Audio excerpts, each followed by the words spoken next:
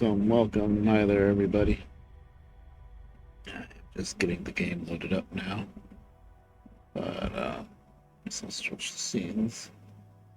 Hello, hello. Hi, Bird.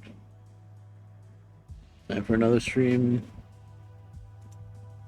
Oh, there it goes. Okay. This is the wrong session.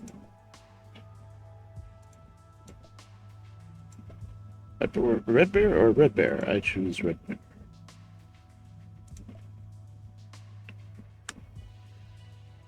How's everyone doing?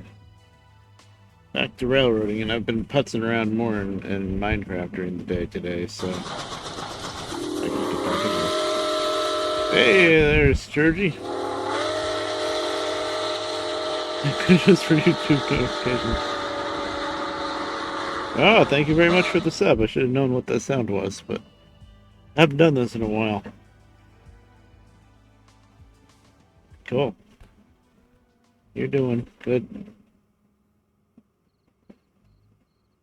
Did you guys hear that sub notification? Okay, I think I've asked that before, but yeah. Is music playing on media player? Yes, but it's very quiet. Okay, that one's not. That one's probably too loud. Yes, heard it. Okay, good.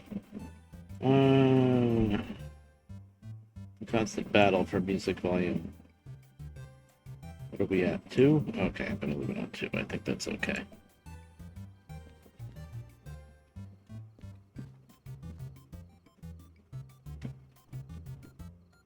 Oh, why is that turned on? Well, that's gonna be dead. Okay. Didn't start another job yet, turned everything in. Good. So last time we played this, we were kind of stupid and threw out one of the job sheets, so I had a bunch of extra flat cars that I was dragging around for absolutely no reason last time. That was fun.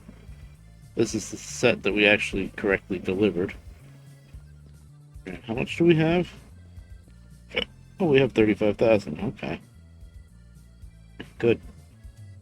But unfortunately, the 060 is not here. So I think what I'm probably going to do...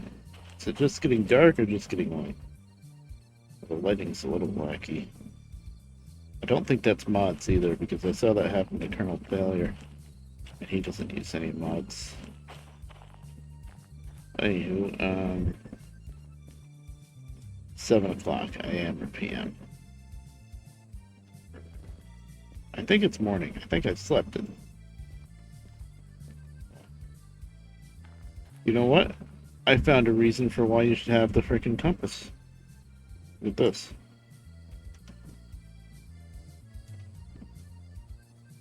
This way's north. It's now facing west. Where's the sun? Sun's over here, right? In the west? Sun sets in the west. I think it's about to get dark, though.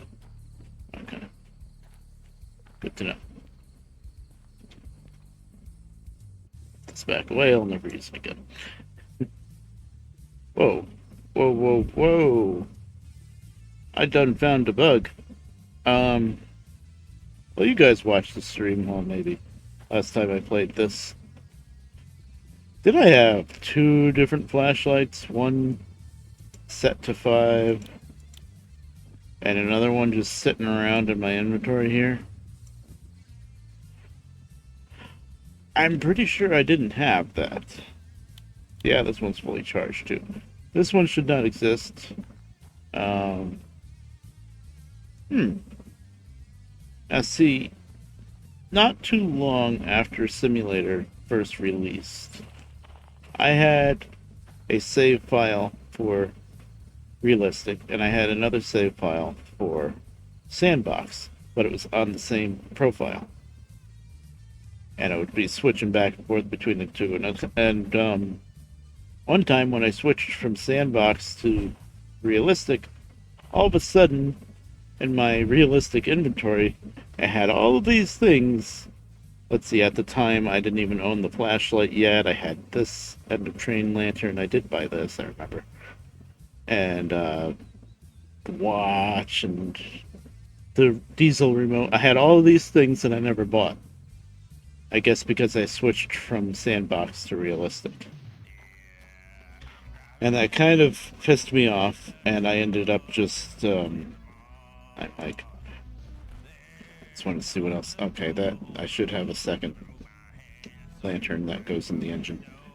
But anyway, in order to keep that from ever happening again, I decided that I would always have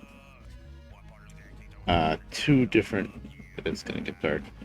I would always have two different profiles, one for sandbox and one for realistic. And so far, that has worked. Now, last time I played this was off stream. I played it for a bit in sandbox. I was checking out some of the streams that I made. Some of the skins that I made. So in sandbox, of course, I have everything. So now I switched back over to my realistic profile just now, at the beginning of the stream. I get in game, and we have an extra flashlight in our inventory. Nothing else, thankfully. But this still annoys me a little bit that that can happen. And I can't really say anything about it because it could have something to do with mods. I very highly doubt it because I don't think I have any mods that would affect that. I'd never get any of the cheaty mods, you know. But who knows? Let's just check real quick. They didn't give me more licenses, right? Oh, okay, I still don't have MU. I would have been really upset if I all of a sudden had all the licenses, because then I would probably start over again, because I'd be pissed. I did buy the 060 last stream, I do believe. I still don't own DH4 or 282. Okay, I think we're fine. Still don't have Concurrent 2, which screwed me over last time. Yeah, okay. They didn't give me any. Okay, it's just an extra flashlight for some reason. Well, guess what? I don't take handouts. Now we'll see if it actually disappears after I threw it in there. Last time I streamed this, when I was trying to add on a set of empties in the iron mine, I started from food factory.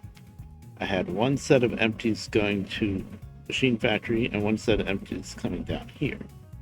And on the way, I stopped an iron mine and I found another set of empties going to City Southwest. And I said, why not just they're only empties anyway, just, it's an extra 10 grand that I can get paid. I tried to take the job, and it's like, you don't have Concurrent 2, you can't take the job. I got kind of flustered. I threw out the sheet that said, I don't have Concurrent 2, and I must have, I don't remember doing this, I should have looked back at the stream, actually, and I didn't. But I must have tossed the job sheet for the one that I did have for the machine factory in here. Now, this garbage can, at least up until overhauled, throwing things in this garbage can was just kind of symbolic. You could throw like licenses that you just bought in the garbage can, and then go to another station, and it would pop up back here. But apparently with job sheets now, at least somebody that was in the chat at the time said this, and I believe him, because it happened. If you throw a job sheet in here, the job actually gets deleted. I don't remember throwing the job sheet in here, but I must have, because I realized when I was heading down to Machine Factory from the iron mine that I couldn't find the job sheet for it. Looking through the jobs in the train, looking in my inventory, and then I looked out at the cars that I knew were going to the Machine Factory, and the sides were blank. If the sides are blank, that means there's no job for them anymore. Used to only be that the only way to throw something out for real was to throw it in this dumpster out here. But maybe that's, maybe that happened before too with job sheets, and I just never did it. I very rarely, if ever, have a job that I don't want anymore and want to get rid of the job sheet. And the 1 or 2 times that I did do that, I threw it at this dumpster. So I don't know. Yeah, it's definitely getting dark. Just wasting some time capping away, I guess. Okay, so what jobs do we have here? Wow, that's the only shunting job. Loading, I don't even think we're gonna do this. It's really not worth it. Just 3 cars.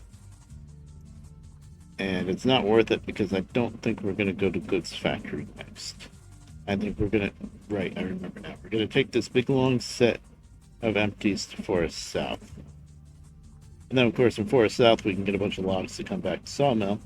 More importantly, hopefully, we can find the freaking, whatchamacallit, the 060. Now, if we do find the 060, I'm not going to be able to buy the,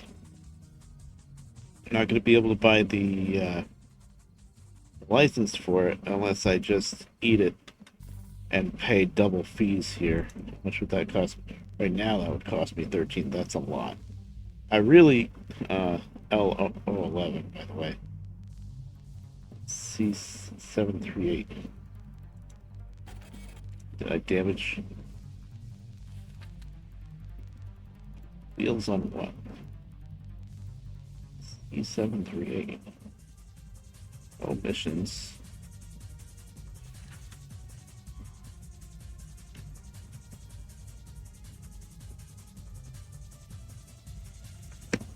What is that, a flat car? Did I damage the wheels on one flat car? $28 worth? Okay. Doesn't sound like a flat car. That sounds like a tender. Big steam engine. I never touched a tender. I can't. I don't know. The caboose? No, I don't have the caboose yet. I don't know, I'll pay it. It's freaking $28. Stop whining. But anyway, now, this says it only needs 5. Does that mean I can clear this for $5,000 right now? I don't think so. This gets confusing. Oh, yeah, it does. Okay. Alright, so that means I'm going to run this diesel mechanical until it doesn't let me take any more jobs, and then I can just pay the copay of $5,000. Because right now I owe, if I was able to manually service it, I owe $6,000 on it, about, well, $6,500. Half of 13.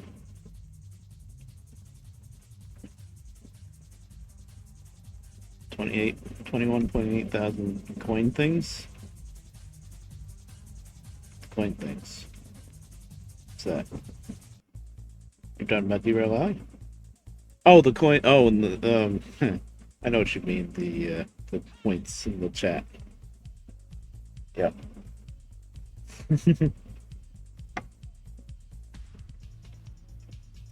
Yeah, that's a thing for some reason. Alright, so I'm going to... Guess I already grabbed it. Yeah. I'm just going to hook up to these cars and start the job, and I'm going to sleep. Okay, good, I can sleep here. Some of the really small places, like the different mines, depots, they don't have a way to sleep. They don't have a bed or a couch. This place at least has a couch. Oh, there's an upstairs. Is there a bed too? No. There's a couch. That's all we really need. If we really wanted to, we could grab some things and stick them in the locomotive, but it's pointless. Did I waste enough time that I can sleep now and get through the whole night? Well, I think it'll be easy enough to find that set of cars. I might as well hook up to those cars, then we'll sleep. I mean, it's probably right here, right? LH56, that's probably it. Yeah. So that's one end.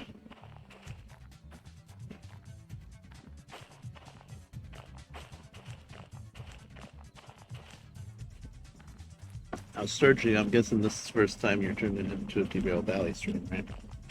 Oh, do a Derail Valley stream. As of Simulator. The reason why I ask is because I'm just gonna let you know with the difficulty, and I guess I should say this every time anyway, just in case somebody new shows up. They're like, "Why aren't you dashing around?"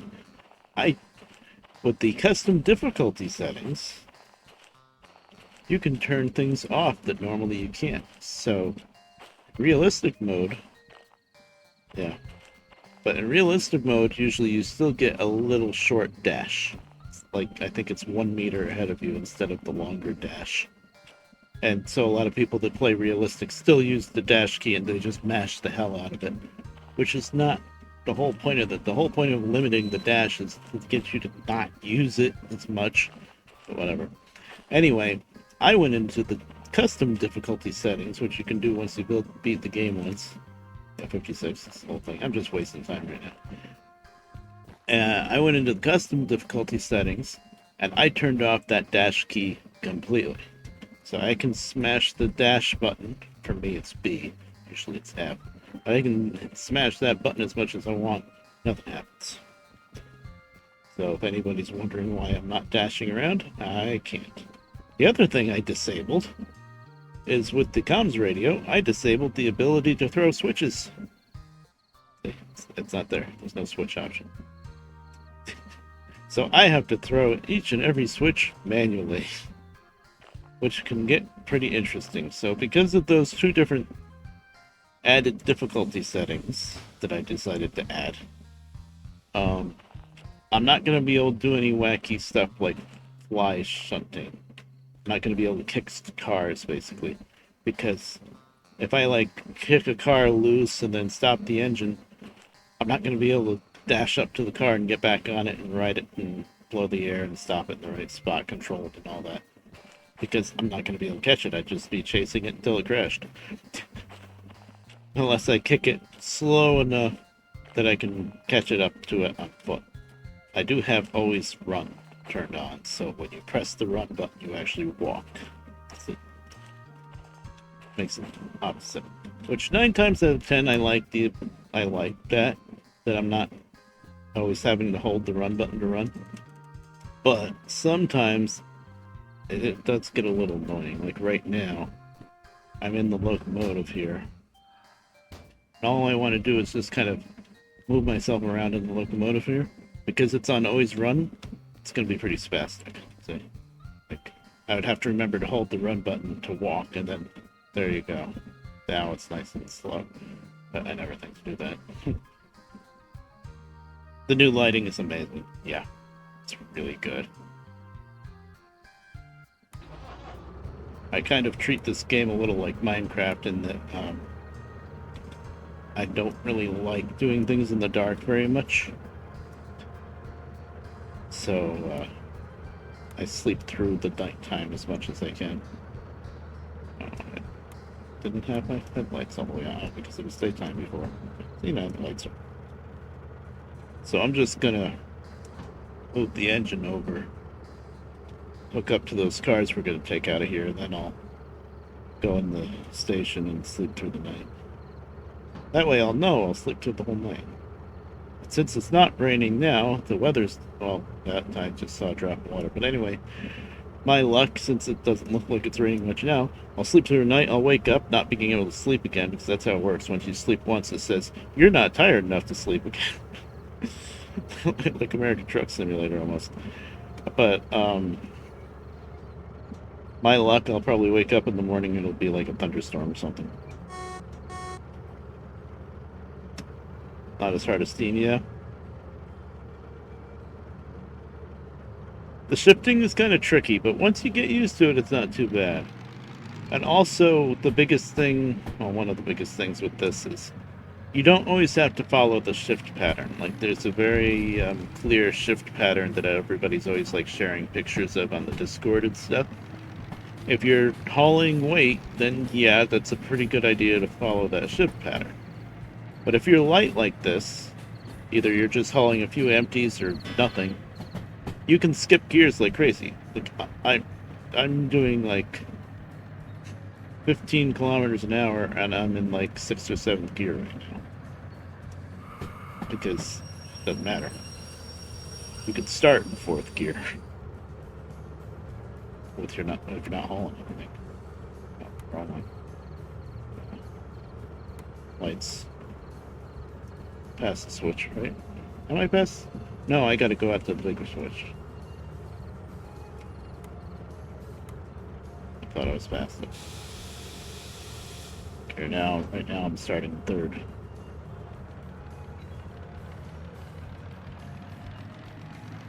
Oh yeah, this train's a lot better than the DE2. Although you can't multiple unit these things, so you can't get like two of these things and hook them up and run them from one engine. You could hook them up and be a madman and try to teleport back and forth between the two engines and not blow them up. I don't think I would ever try to do that, but I suppose you could. Yeah, it's shifting, so you can. Yeah, I know. There's people in the Discord that want to get a mod. Maybe they even did make a mod. I haven't been keeping up with it, but they want to be able to MU the DM3, and I'm like, you gotta shift gears. How are you gonna MU that? I mean, I guess technically you probably could if they're both running at the same RPMs. As long as you make sure the throttle's down on both units when you throw the gears. I suppose it could work, but I don't know. The kind of point of this thing is to be manual. Okay, I think I made it past the switch. Media player is trying to crash on me already. God, I can't see. The fog is rolling in.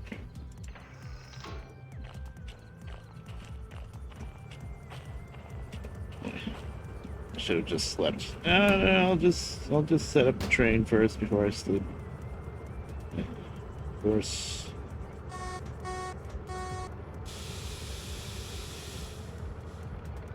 The only problem I have with this locomotive is there's so many different levers and things.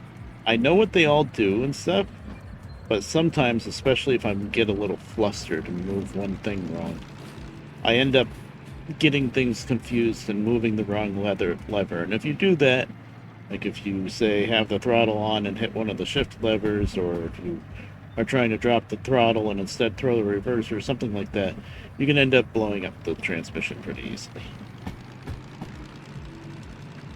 But that's just a me thing.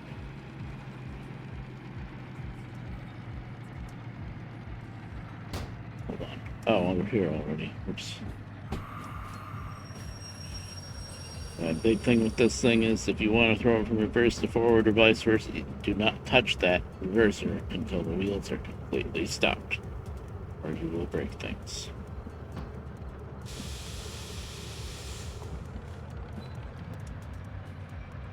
What if the game will... does not have multiplayer, and as far as the devs are concerned, I don't think officially it will ever have multiplayer. In the very beginning, way before they started thinking about simulator update, they were thinking that maybe someday they could make like a co-op multiplayer, like just two players only that can't get too far away from each other kind of thing. But I think after they added all of the stuff that they added with simulator, or at least when they started working on simulator and saw how much they were going to add, then they put out a message saying we're never going to do multiplayer, basically, because now the game is so intricate and complicated now. It would be very hard to try to add in multiplayer, I think. It would have had to start with it, I think. But yeah, a lot of people want multiplayer. That's kind of the biggest drawback of it. But just look at other train games that do have multiplayer, though.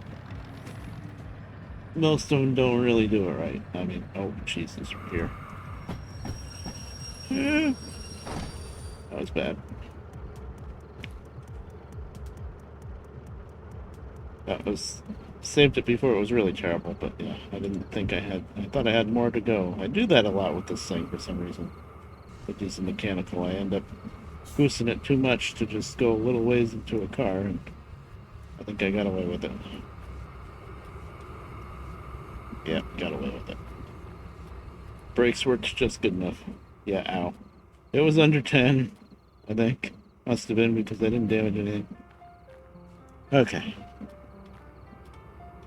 Now, one of the new things with Simulator, every single car and locomotive has a handbrake. And every hooked up set of cars that spawns in will have one handbrake. It doesn't matter if it's 2 cars or 50. It's going to have one handbrake on one end. So I just released this handbrake. I don't need to check any of the other ones. I know they'll all be released. But if this one was released, then I would have to go all the way to the other end and kick that one off. Then that would be all I needed. Realistically speaking, this many cars would probably need 2 or 3 handbrakes, but, you know, whatever. It's a game. They have to try to balance it out between being realistic and not pissing the player off too much, I think. Okay. Now, we're gonna go sleep. Set that. I'm gonna set this. I'm gonna set the handbrake back on and turn off the engine. Actually, I probably shouldn't bother turning off the engine because you do a little bit more damage to the engine every time, like real life, every time you turn it off and start it back on. And technically speaking, as far as the game is concerned, when you go to sleep through the night, you're not actually, time doesn't really pass. You're just skipping ahead 8 hours or whatever. So you know, if I left the locomotive running and went in and slept, it would only use up as much fuel as it would be to running the amount of time for me to run back and forth to the station, which isn't much. But, I mean, we can just take our time here. I will check I could count the cars and make sure, but LH56. I didn't turn off the electrics, by the way. LH56. 10, 11, 12, 13 cars. Yeah, we'll count the cars just for now, but we'll really make sure we'll sleep through the night. Okay, now there's no reason to actually have to turn off the electrics. There's gotta be batteries in the engine, but there's no way the batteries can go flat on you, so. Okay, 1. Gotta rock back anyway, so 2. 3, did I miss one already?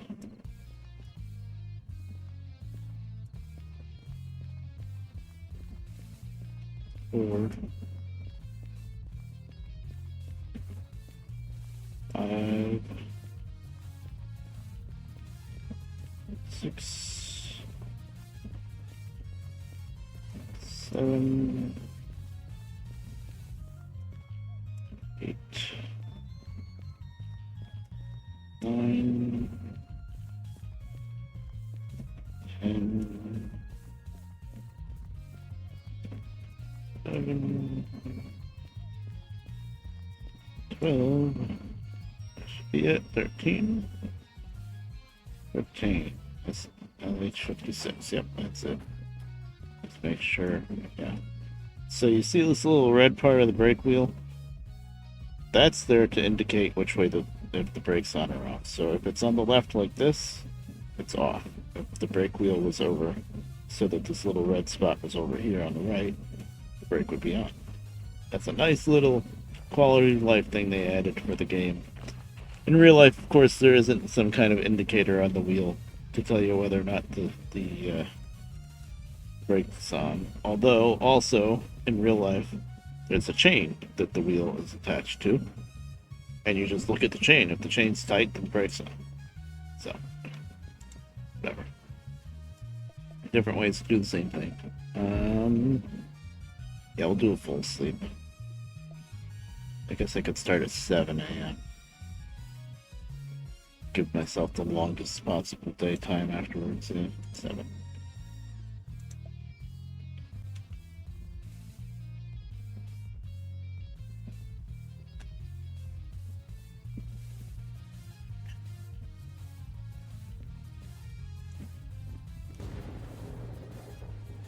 I called it. I freaking called it. Thunderstorm. I was joking, game, that the lightning still scares me. I was joking when I said that I was going to sleep for 7 hours and wake up and it was going to be a freaking thunderstorm. Thankfully, what we're hauling is pretty lightweight, so it's not going to affect us much. Except scare me every time I see a freaking flash in front of my eyes. Okay, everything's all ready to go, I do believe. I'm just going to start the job now because it's a long walk back and forth and they give us 48 minutes anyway, so. Okay, Forest South. Now, as far as all of these trackage down here, this is my first time in this playthrough of coming to Sawmill. I came down from up here. So as far as getting from here to there, there's two switches to worry about that I have no idea which way they're going to be turned right now. This one, if I have to stop before this one to turn it, it's not that big a deal. If I have to stop before this one to turn it, it's going to suck. Because that is starting on an uphill to get up to Forest South. But it's not that heavy, so it won't be too bad. But well, it's almost 200 tons. It's not nothing. 2.5. Yeah. Thankfully, I know that the shed switch is not going to be turned to the siding. I don't own logistics.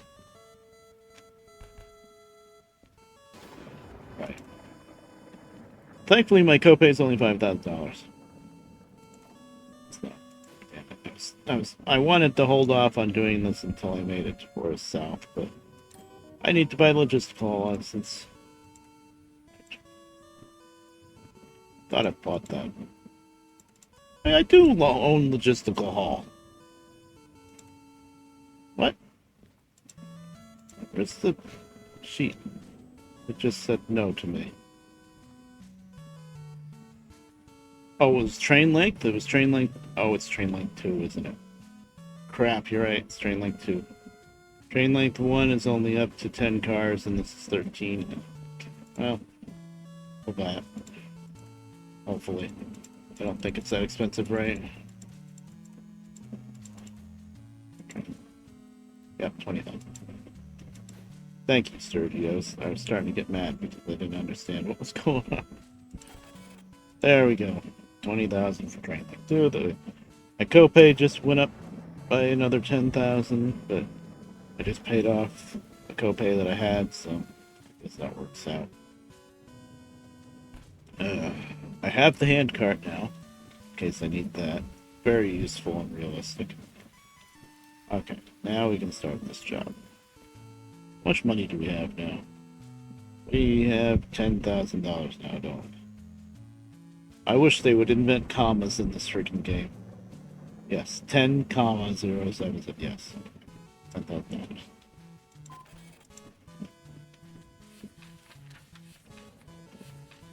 How much is this gonna pay off? It's gonna pay 11, so we will have just barely 20,000. Well, no, because there's gonna be maintenance on the engine. So no. If the 060 is there, we're not gonna be able to get it.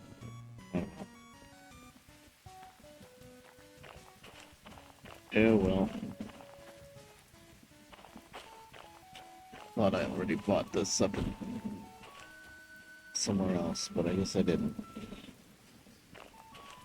Oh yeah, I bought just coal. I didn't buy train link too. Yeah.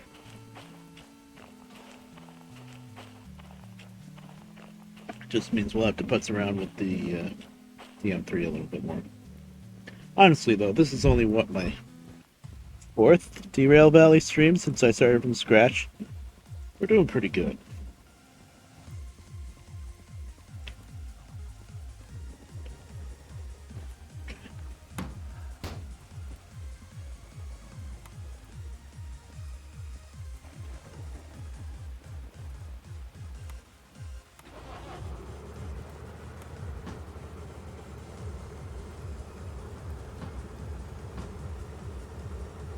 Now that we got some weight, we start in second gear. Oh good, the bot is working tonight. Last time I don't think it was really working. Oh, we're rolling. Okay. Good. Means I know all the brakes are sorted out if we're already starting to creep. Jesus, that lightning. Still makes me jump a little bit.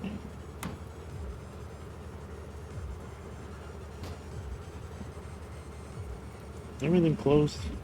Oh, there we go. I thought it was too loud. It was. Oh, Vipers.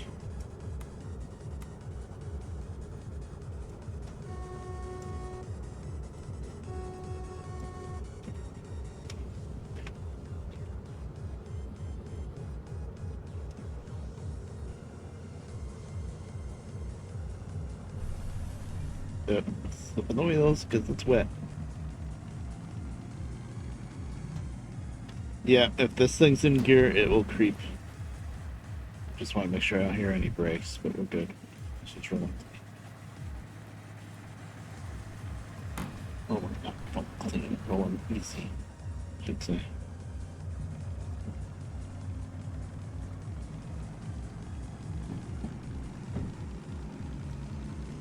Tachometer is your most important thing. Don't let it go up to or stay at 100 for very long at all.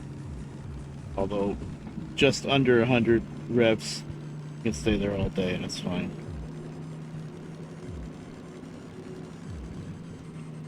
Fifth.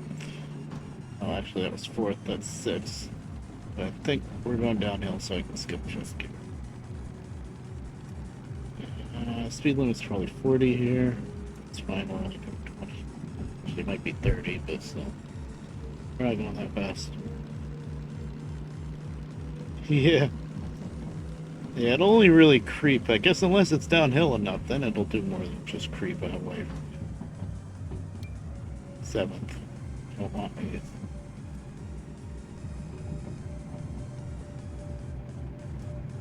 Yep, it's definitely downhill. So I'm in seventh. I don't want to be in top gear because I want this engine brake to do something. You need revs for that to do anything. Going 35, almost 40. I might need to put some more brakes on.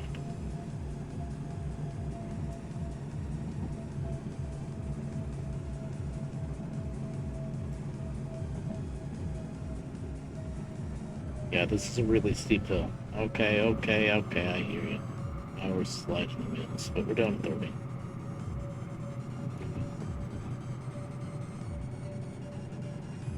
Not sure what the speed limit is because I wasn't looking for it.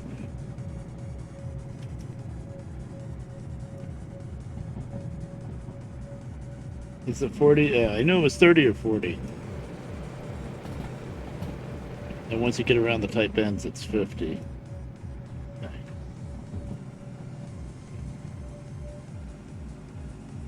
So I just barely. Okay. Yeah, I should probably always be like this.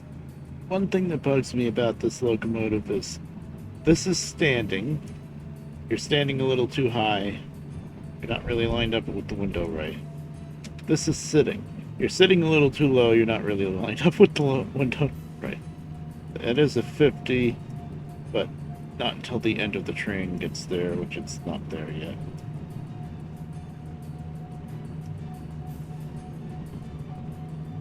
That's 70. Okay, now I think I can take this off and let it roll. Now we're in eighth. Top gear. Going uphill now? 60. Honestly, it gets hard to keep up with the hills in this area. I think it is up. I remember getting stuck here before, thinking I was still going downhill. Hey, this switch is correct. Right? Yes. Yeah, this is uphill pretty good.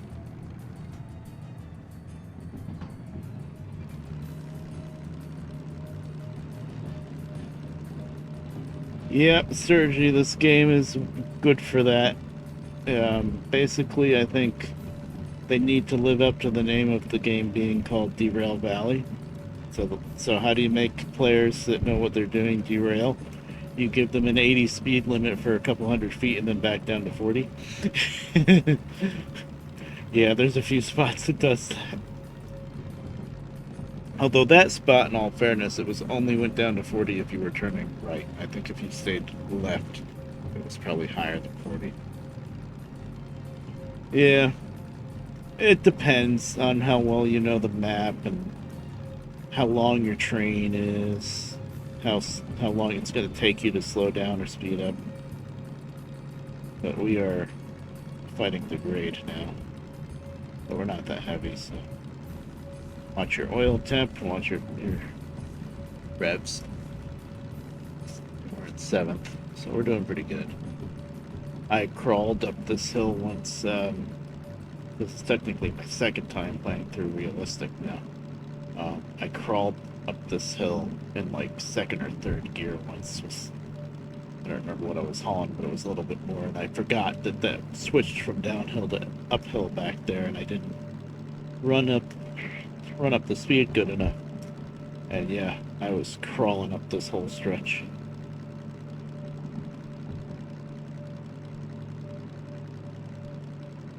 In the world, your own car. Yeah. Yeah, this is kind of post-apocalyptic train game, almost. I mean, the railroad's all in good shape, but yeah, there's no people.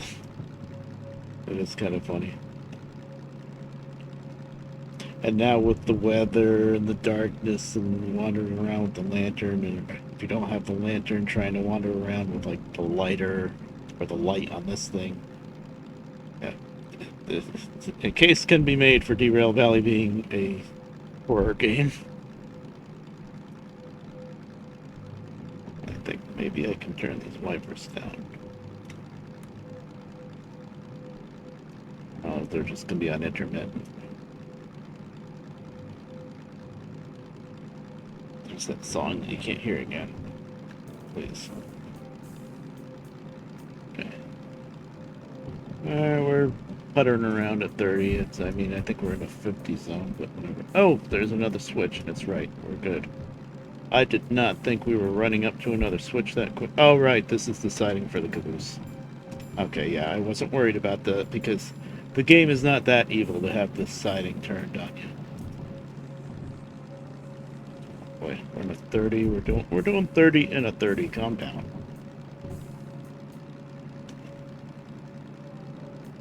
Everyone is gone from the play. You're immune, yep. So you go back to work. Yep. Buying all the licenses up and stuff. Yeah. Yeah, why do I need a license? Nobody's here. Oh, that's the wrong way.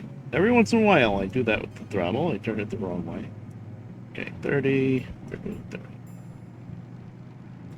Thought I heard the sand for a second. It's very easy to flick the sand on a little bit when you're doing other stuff. It's a little annoying. Oh, I guess we're battling hell.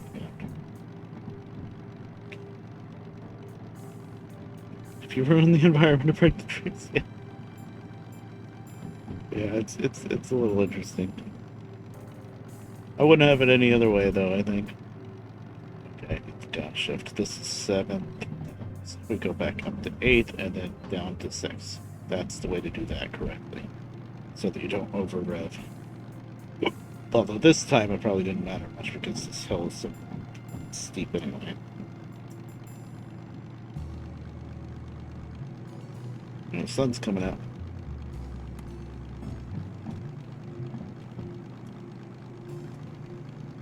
What am I hearing? Hold on. Okay, there's like kind of a noise sound effect in the background of the music. I was worried there was like grinding wheels or something in the train. I didn't think so.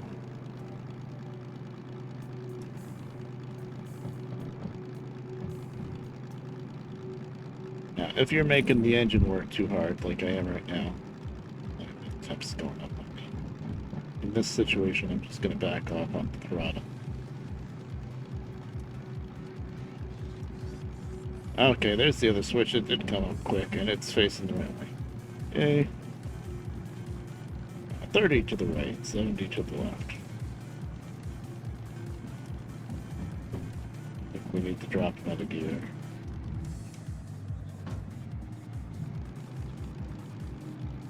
Yeah, thankfully the rain is over. Although, we're light enough, the rain wasn't bothering me too much. But we're still climbing, by the way, 2%, which is very steep for a train.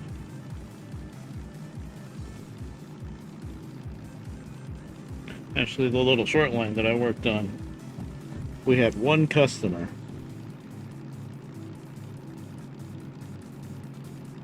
And for that one customer, we had to go down a 2% grade, stop in the middle of that grade, throw a switch, then back up into the siding for them with a little 44 tonner. So, as far as the loads were concerned, we could not deliver more than one load at a time because it was so steep. And you know, the locomotive was not in the best shape repair wise. It was from the late 40s. So we had to take it a little easier. Track wasn't in the best shape either. One load being, yeah, one car, yeah. Usually what we would do, if we had to do more than just swap out one empty with one load, we would go down there one day just to get the empties, put the empties together, because those we could do more than one car. Get the empties together, it was either be 2 or even 3 cars. Sometimes 3 cars was pretty rare, though. I mean, they were all empty. But we'd get the empties together and bring them back home, and then the next day we would take the loads. And if we had to deliver 2 loads, we would drop one load halfway there on the main, and then just take one load down, place it, and then go up and grab the other load. Plastic pellets. They're big steel hoppers and pretty heavy, so. And it was a steep hill. Okay, back down the 5th.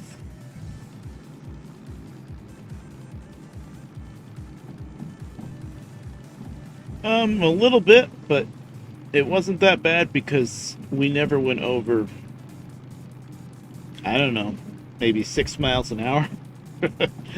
The whole railroad was 1.5 miles long. It was a really short line. Well, about 2 miles, maybe. Technically, the trackage was 7 miles. There was 7 miles of trackage that was still usable. When I first started working there was still technically 14 miles of trackage, but the second half of 7 miles hadn't been touched since like the 1980s. The railroad, the grade crossings at all the different roads were completely paved over. The ties, I'm sure, were all rotten. There were trees in the middle of the gauge. You know, if we wanted to go any further past 7 miles, there would have been a lot of work to be done. But then the company that bought out the short line that hired me decided they'd make up some money by scrapping the second half of 7 miles of trackage, which they did. They ripped it all up. Sucked, but at the same time, there was no way any kind of rail service was ever going to happen on that trackage anyway. So, yeah, it didn't take too long. When I first started working there, the short line still had 2 customers. Actually, no, I wasn't working there then. This is the local short line here in my town. When I was a teenager, going to high school and stuff, I was already obsessed with trains. And I used to walk the tracks to get home. And if I got lucky enough after school that I would see the engine working in the train yard, I would hang out around the edge of the tracks. Oh god, I just turned that the wrong way. And that's how you blow the transmission. There. Now we're going downhill. We're on 30. But anyway,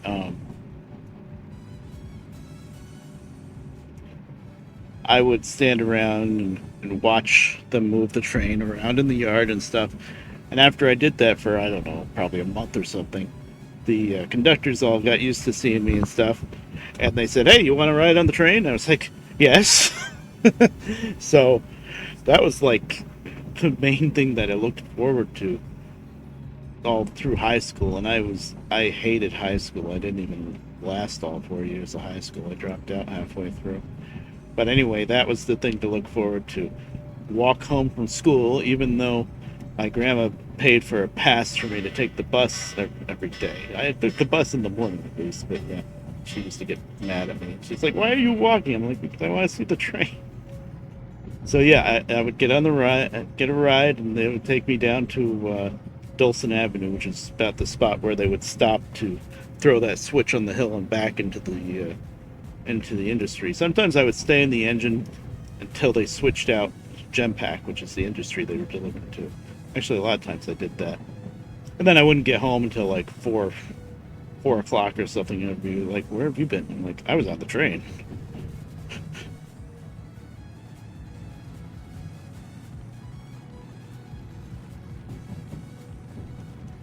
This is all about. Wait, where are my gears now?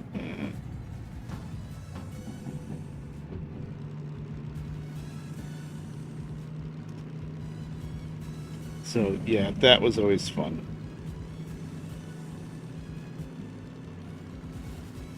Okay, next is going to be a left. I got worried for a second that I've been gabbing too much and has to turn, but I think we're good.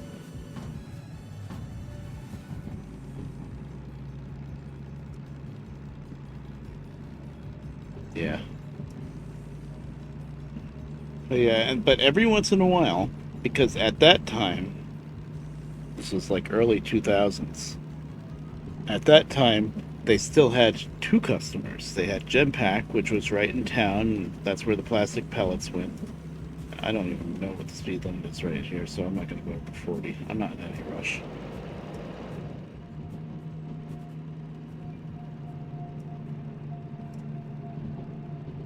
And then the other customer they had was Balchem Chemicals. They would deliver a tanker full of. Yeah, there's a switch coming up. This one is probably going to be wrong. Okay. Gonna have too good a luck.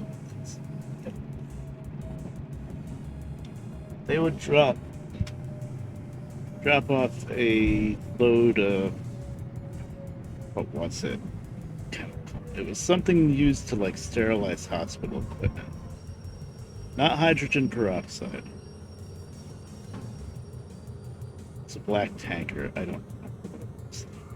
Oh, I had the train brake on. I didn't realize I touched it. Okay. Whatever, we're stopping here. Hydrogen something. Neither. It's Amber, right? Void Queen? I think so. How you doing? Yeah. Okay. So if I managed to catch them, and they only went to Balchem, which was in Slate Hill, the next town down the line. Oh, we're going to a different town. They only went to Balchem like I want to say once a month, either once every 3 weeks or once a month. It wasn't much. Yes, this is where I'm going. But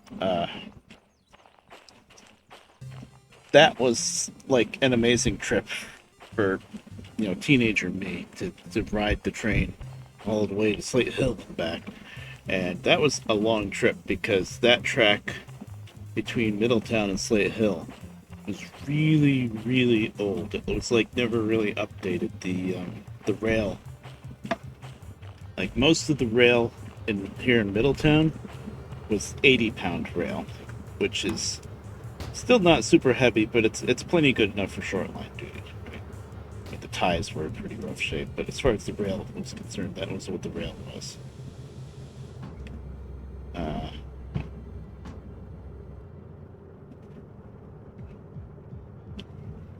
Once you got past the outskirt of town, yeah, I think that could be it, Sturgy. Hydrogen sulfate, maybe. You got a skid in front of me, Amber? All right. But once you got past the edge of town, the rail, instead of being 80-pound rail, was like 60 and 70-pound rail.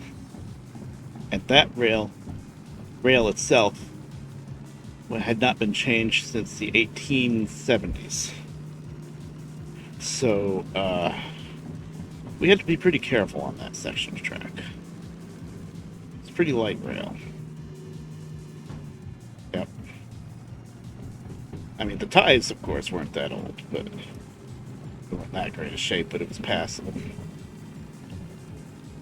So yeah, that was the advantage of using the 44 tonner, though. It was the 44 tonners are relatively lightweight, and they always needed a buffer car between the tanker and the locomotive. It was just rules of railroading, safety. So what they used for the buffer, which was really neat, they could have just used an empty hopper, now that I think of it. But they had a caboose, and they brought the caboose out just for that run back and forth to Slate Hill between the engine and the one tanker car. And yeah, so when we had a run to Slate Hill, I would catch him after school, and I want to say back and forth up and down the Slate Hill. That was the 7 miles. I want to say that was at least 4 hours. I didn't get home. If I caught that train, I didn't get home until like 5 or 6. Yeah, that was pretty cool, Sturgy.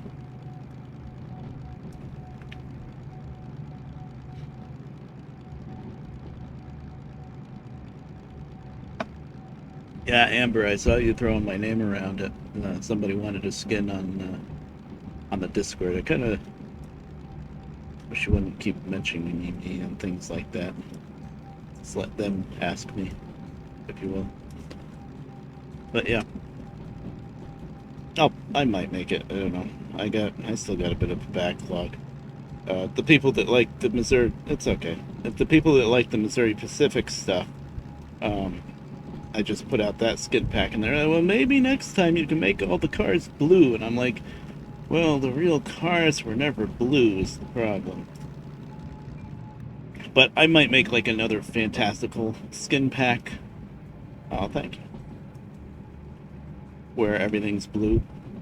I understand why they want blue, and I was looking around at, I did research with the Missouri Pacific stuff, looking to see if any of the cars in real life were blue, and they were always brown from what I could tell. Actually, there were some like green ones, but I think the green ones were all maintenance away.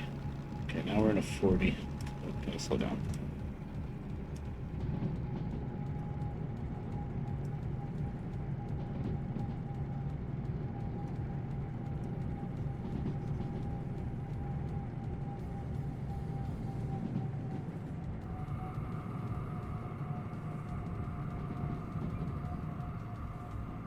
Go down 7th.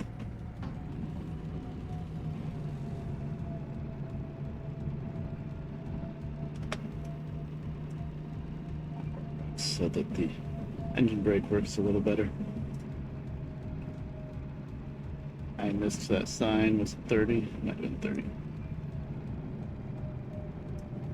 Or 30 anyway. But yeah, I might make another pack where it's all blue. I understand why they asked for blue, because the other pack I made, MKT, everything's red, so it'd be really cool to have some of the cars red and some of the cars blue and really colorful. And that's what all the whatchamacallit, the, what am I doing? Sorry, brain not working right. That's what the model train companies did, like Lionel and whatnot. They would paint it bright colors because they're trying to make toy trains basically for kids, so of course you're going to make them bright. Nobody just wants all brown cars, you know.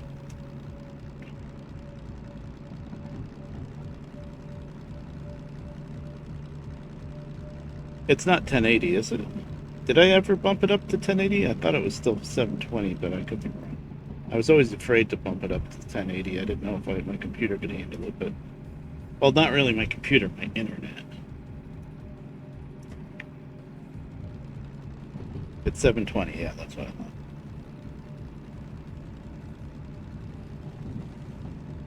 Oh, like Southerns but blue. Oh, that's cool. Yeah, it works out at 720. I could try to like bump up the bitrate a little bit more and go for 1080, but I don't know if my upload speed would really handle it too well. That's the problem. My internet's weird. It's a Spectrum cable. And the download speed they've been doing some improvement, and I've noticed that I tested it once, and the download speed's up to like 350, which is pretty good, really, for cable. But the upload speed's only like 12. It's like, can you maybe take 100 off the download speed and stick it on the upload instead? Even 50? Try to balance it out just a little bit. But yeah, streaming is upload, so yeah, I think I'll probably stick with 720 for the foreseeable future. There's been whispers of my area getting fiber optics, which would be really nice. With fiber optic internet, and there's even been advertising. They send us cards in the mail, Frontier, which is, it's really funny that it's Frontier, because Frontier is the company that does the old-fashioned hardline phones, but I guess they're bumping up the fiber optics, and they might even end up getting rid of hard lines, which people are getting pissed about. But they send us advertisement for fiber optics, but then when you call the company and you're like, so this fiber optic deal, what's going on, and is it available in my area? And they're like, oh, we don't know. And then I would look it up online on the website, and they're like, yeah, no, it's not available for your address. And I was like, I didn't think so, because they have to run new lines for fiber optic. They don't exist yet.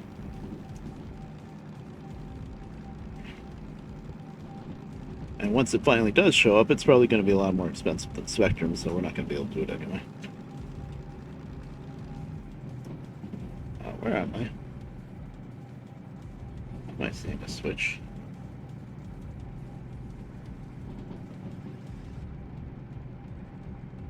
Is this the climb up to far? This is either the climb up to the logging camp, or we took a wrong turn in Albuquerque. I am not going up the line. This isn't the line to the harbor. No, there's no river. Okay. No, I would have known if I was going down that whole big long south line. This must be right then. I just don't know what that switch was that we just passed.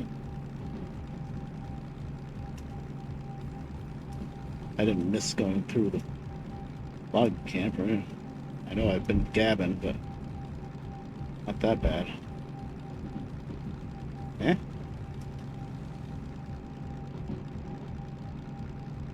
Alright guys, where the hell am I?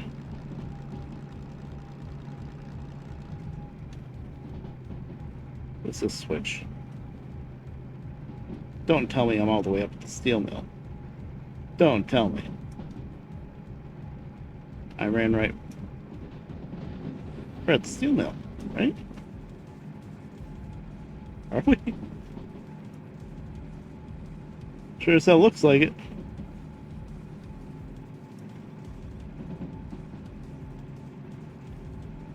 Did we drive right through the farm? Not the farm, I keep saying farm, because it's FR. The logging camp. Did we drive right through the logging camp and I didn't even see it?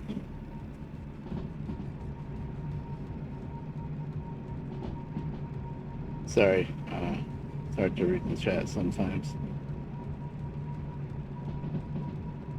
282 blue colt and white liveries. Like a hurricane. Interesting. 287? Oh, the number of the engine was 287. Okay. Sorry, I'm confused because I have a feeling I'm about to pull into the steel mill, and I don't understand how things. I don't understand how I missed the logging camp.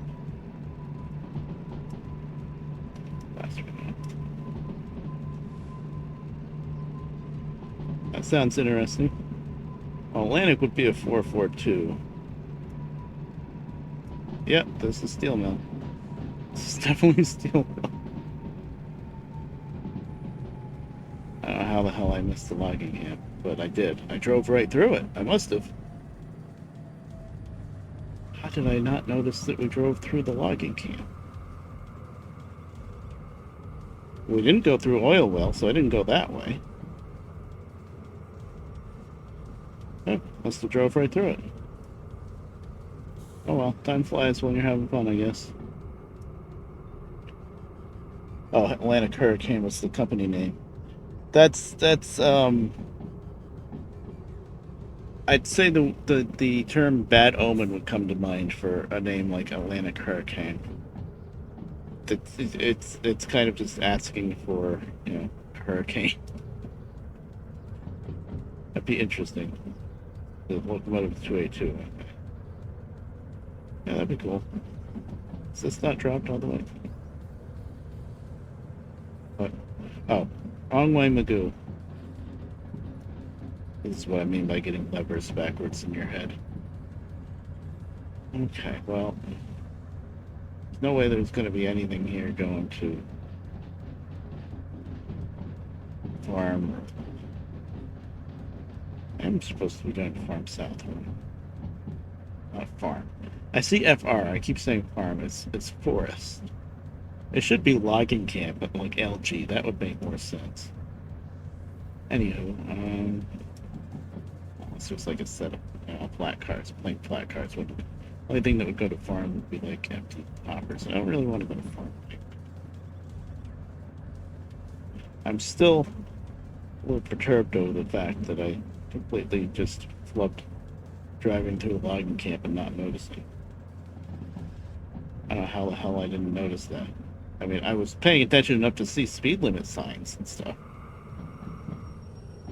But I didn't notice all of the cars of logs on either side that I drove through. Okay. Let's see, what am I going to do? I have two options. We can back up around the Y so we can face forward again to go down to the logging camp, or I can cut off the cars here and either run around. Well, I'd have to run around, which I bet there's probably not even an open track for.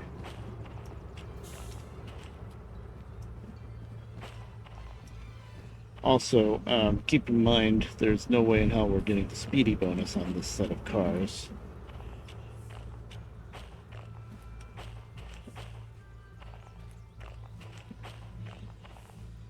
Yeah, I think we're just going to back down towards the farm and go around the Y. I don't understand how I completely missed it, but I did. Let's see. I don't know why I'm looking in the station. I'm not even at the station yet. Wow. I'm doing good. I know how to play this game.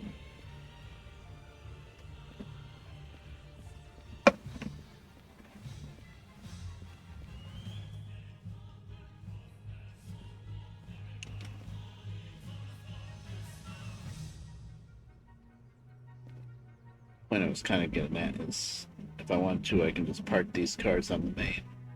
Do some switching to make up for the fact that I just went the wrong way and wasted a lot of time. That's worth 33,000, 34,000. 627 tons. You know what? For 34,000, it's a loading job. So what that means is I can get all the empties together on the loading track, and if 627 tons is too heavy, which it will be because I have to shove it up that freaking hill, I'll just break it up and put it together and do half at a time and park it up. They give you plenty of time, and I can get the empties together before even starting the job anyway. All right, we're gonna do that. Screw it. It's gonna take a while to dig out those empties, but you know what? I came here by mistake, but it's gonna be worth money because we've got this, and hot damn, there's another one. We have long two now. That's 1,200 tons. That I would have to break up into 3 pieces. I don't think I'm going to try that. Technically, I could. Because, same thing, I could break it up. And break it into 3 pieces. I would have to, with that one, I would have to put the cars that I'm breaking up on the main. Basically, at the end of the day, I have to put the cars on the loading track to unload in the same order that they started at, because then it's going to be broken up 3 ways to drop off. So if I break off 3 or 4 cars, put it on the loading track, then the next 3 or 4 cars, then it's going to be all scrambled up, and then it's going to be hell trying to figure out how to get the empties where they go. So, yeah. Don't know if I'm going to do that one. I'm definitely going to do this one, though, because why the hell not? And that one's not worth... Well, actually, I said that one's not worth my time, but it's worth $10,000, so I'll probably have run into these empties getting the other empties anyway, so screw it.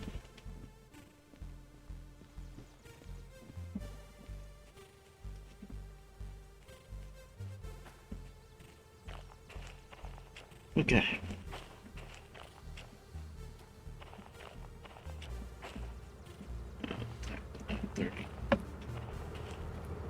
Okay, so you guys can sit here and wait an extra couple of hours probably before I actually deliver you. Happy accidents. I need money, and these two switching jobs are worth a lot of freaking money. 3 if I do the big one. So you always do loading jobs first. So this job, that's the through job, we're gonna stick this in this pocket. And that neat that they added these pockets you can throw stuff in.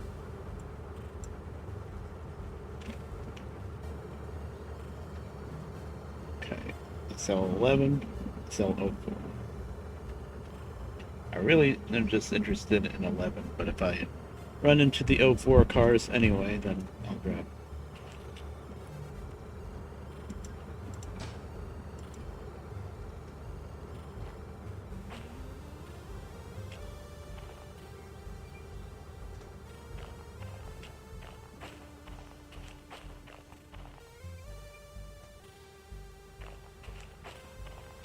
Okay. So 04 and 11, especially 11. Of course, if logistics fall, it's just going to block everything up and get in the way. So,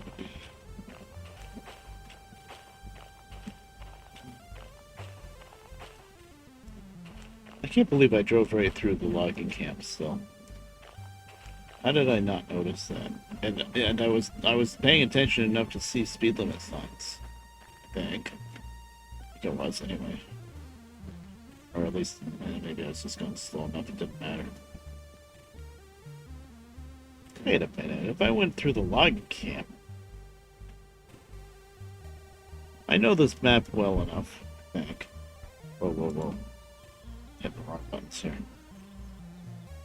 Somewhere just north of this logging camp, I'm pretty darn sure there's a tunnel.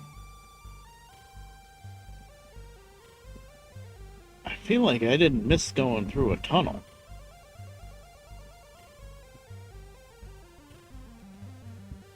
I'm very confused. I'm gonna have to look back at the stream and see what the hell I did. I didn't go all the way over here and then run up the line from the harbor type. I would have noticed this Y, and then there's a tunnel, there's another big tunnel, and then there's the speedway. Actually, no, I wouldn't have noticed that. Because this is not... This is the line to the harbor. So, that must be what I did. I must have missed this turn.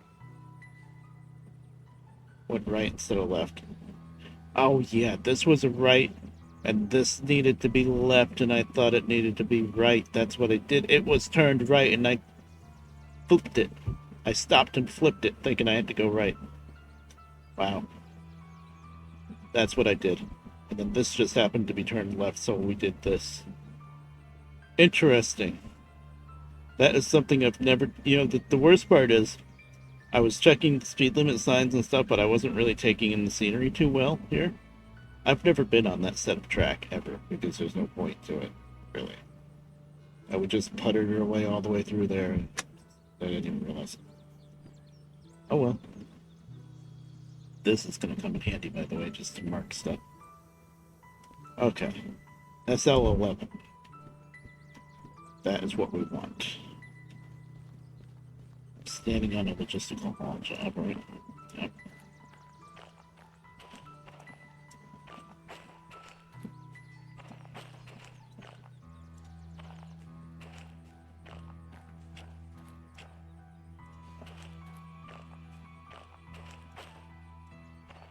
Trying to get away without taking a omeprazole every night, and starting to get really hiccupy and burpy and crap, so I think the answer is going to be I can't not take that.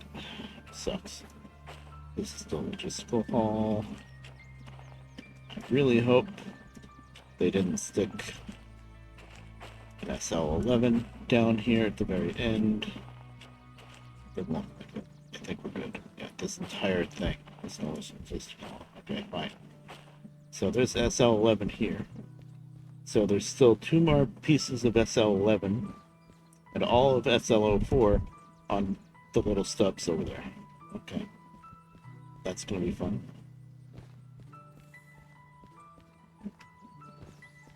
Yeah, you can do that too.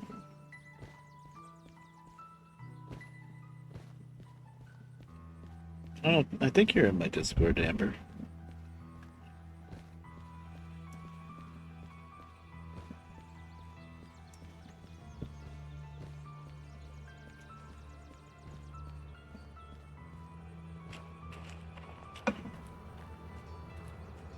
Okay, so I don't want anything to do with this track.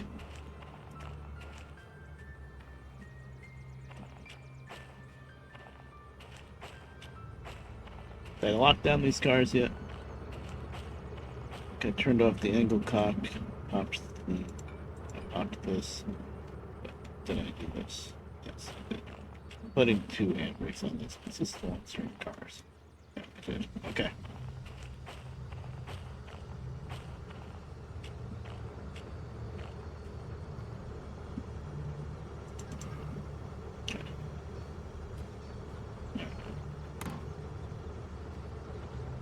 I did not cancel the job. I still have it. It's right there. It is just going to be really, really late. Because I went the wrong way lately.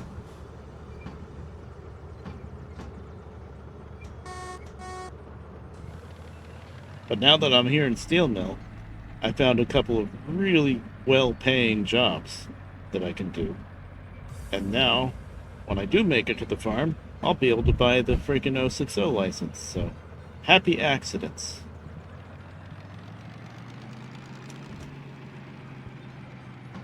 So I'm gonna leave these stake cars right on the main here. When we're all done with everything else, we'll just take them out.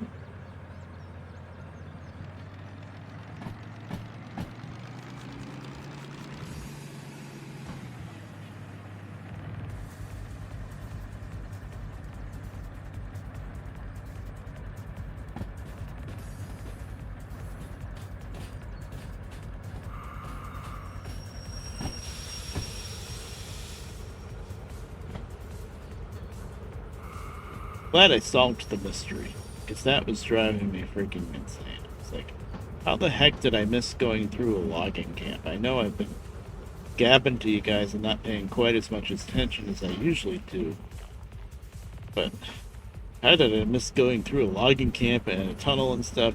I turned to switch the wrong way and went around the logging camp and all the way up the sawmill is what I did. Still silly, but not as silly as if I just drove through the log camp and didn't realize it was.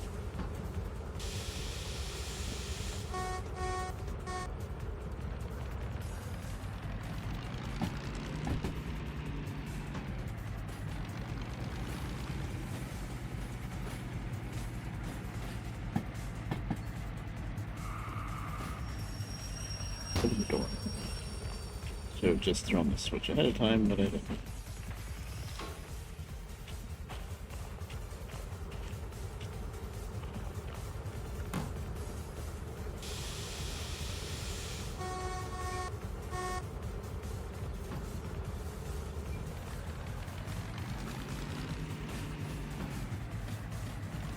Angry switching.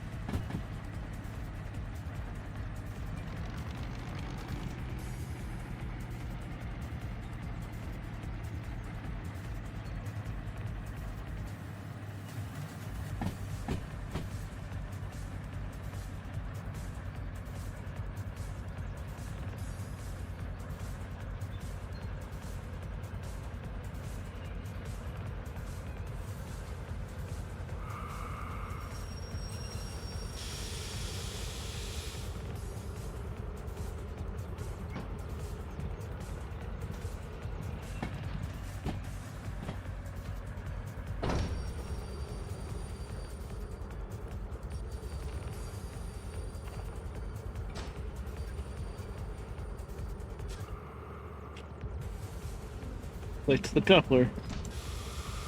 What am I doing? Oh my god, I'm clicking everything except what I need to click there. So I mentioned this before, but I don't think you were here, Sturgy. I've been hearing rumors of these knuckle couplers, because right now these knuckle couplers are still a mod. But I'm hearing rumors that they're gonna get added to the game officially. It's like a toggleable option, which would be amazing. But if they do that, I'm really, really hoping that they add a cutoff lever for the coupler, so that you don't do this thing where this entire coupler is one big hitbox to click, and when you're trying to work the angle cocks or something else, you click the coupler and you flip it back and forth and uncouple when you don't want to uncouple. Because that's not how knuckle couplers actually work. I mean, I love this knuckle coupler to death the way it is, but if you could just add a lever here, you click that to couple and uncouple. Not couple, but to uncouple, to open up the coupler. That would be awesome. But I understand why the mod doesn't do it, because that would mean adding a lever with physics and a hinge and stuff to pull up and down to every single car and locomotive in the game. That's not going to be easy. This whole thing is what I want. This whole thing is 11, for sure.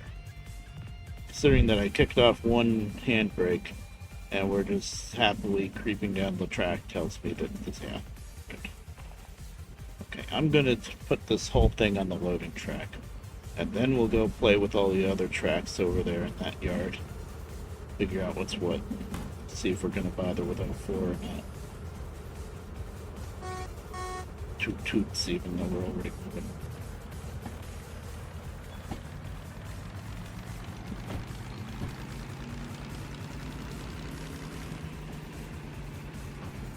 If there's one thing that's always guaranteed with Red Bear streaming a game, it's failure.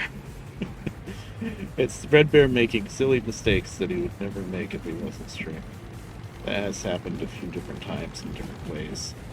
Last time we streamed this, I was dragging around like 20 extra empty flat cars that I didn't have a job for one reason or another.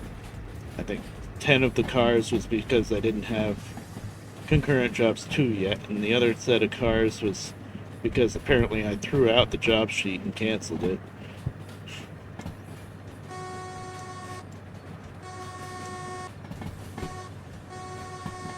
And this time, we took a joyride all the way up to Steel Mill. Although, the joyride up to Steel Mill is going to make us a lot of money. So, it was a mistake, but it's a good mistake. Yeah, well, yeah, I had a tricky time climbing up the hill to Machine Factory from the tunnel area, because I had to stop right on the hill, because I had to run up to the shed with the handcart to unlock it, because I just bought the handcart key at the food factory, and in realistic, the handcart is extremely useful, so I wanted it. And my mom just messaged me. Oh. Red Bear did a Red Bear thing. And when I made myself dinner, I got my pills out, put my pills on the table, and never took them. I'm very good at doing that. Especially nowadays, I don't know if there's something wrong with my throat or what, but I can't take pills before I eat and drink something. Like, just take some pills, get some water, and just take the pills first. I can't do it. I just start gagging. My throat can't do it. I don't know why. Probably got a tumor or something back there. But yeah, so I had to drink something and then take the pills. I didn't do that, so now I gotta run down and take my pills now. Because that's the diabetes crap, sugar control, and all that fun stuff. So I will be right back.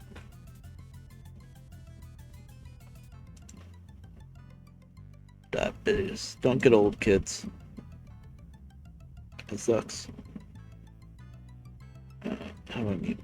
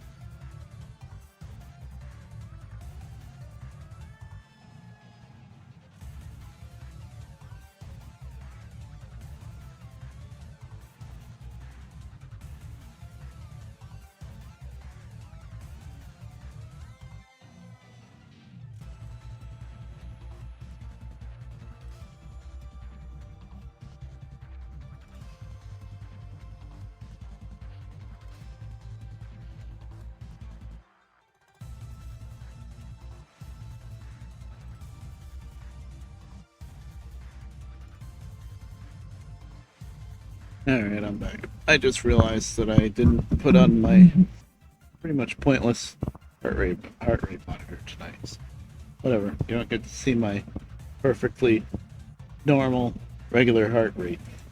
It's really pointless unless you're playing like a horror game or something, but I don't. I bought the stupid thing last year, so I'm gonna use it or remember to do it.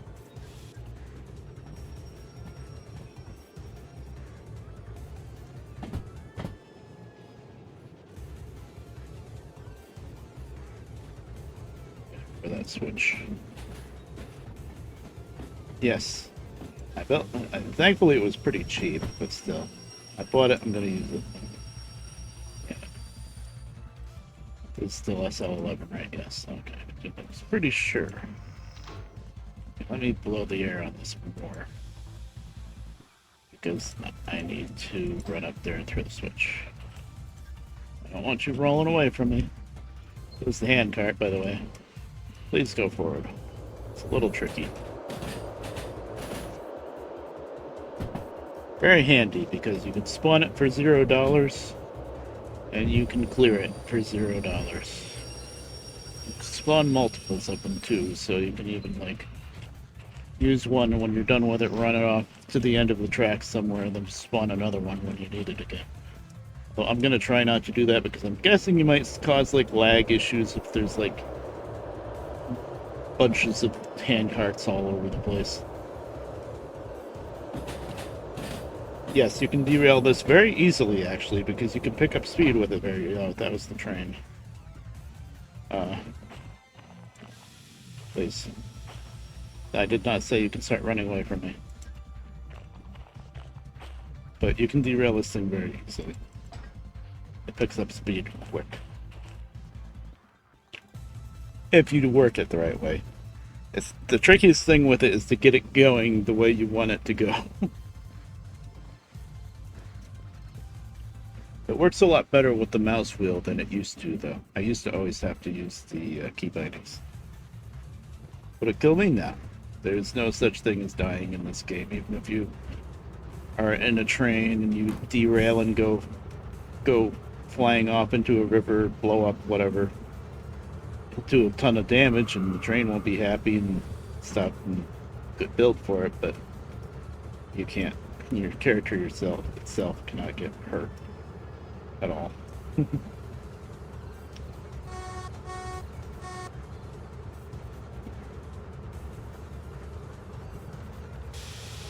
Oh god. Hold on. It would help if you went down from like, 6th or 7th gear to a more reasonable.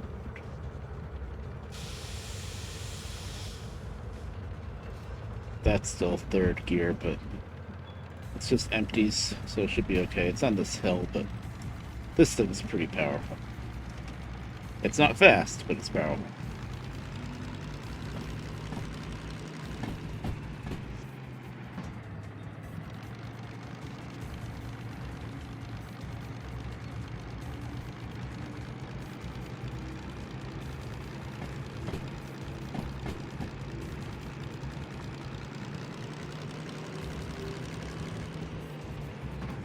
Oh. That's the problem with using the mouse wheel. It's very easy to click the mouse wheel just a little bit too much and go up 2 gears instead of 1. And depending on if you're going up or down gears, if you do that, you could end up doing a lot of damage. Watch this. I'm going to do a pro strat move here. Except... No, that was good. Why did I do that? Now I gotta catch it. Now I gotta catch it. I did that so that I could do that, though. And what did I say I wasn't going to do in the beginning of the stream? Oh, yeah. Kick cars, because this. I'm going to chase this all day and maybe catch up to it before it rams into the buffer and does damage. Okay, we caught it. It was going just slow enough. The stupidity thing that I did there was I ran back to the locomotive to shut off the angle cock. There was no reason to do that. The locomotive could have just been blowing air into the atmosphere for a little while I wrote this down and stopped it. So, yeah, that was the stupidity thing. That should just stay open. And I'm going to start this right here. Because we are safe. Despite the thing that I just did. Okay, that is the input track.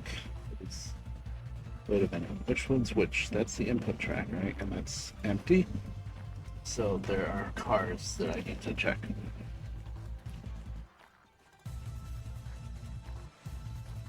See, if I could use the dash key teleport around, then that would have been a very easy to move that you could do anytime, day or night. But since I can't dash around, that's very dangerous.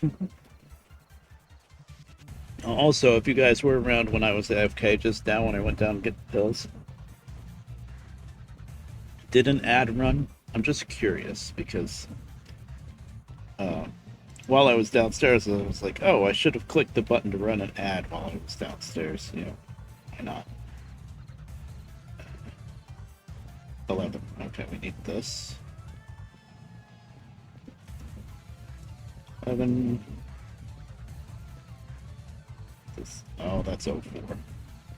Of course. Now we have to really decide if we want to mess around with 04. Because I could just leave 04 behind here.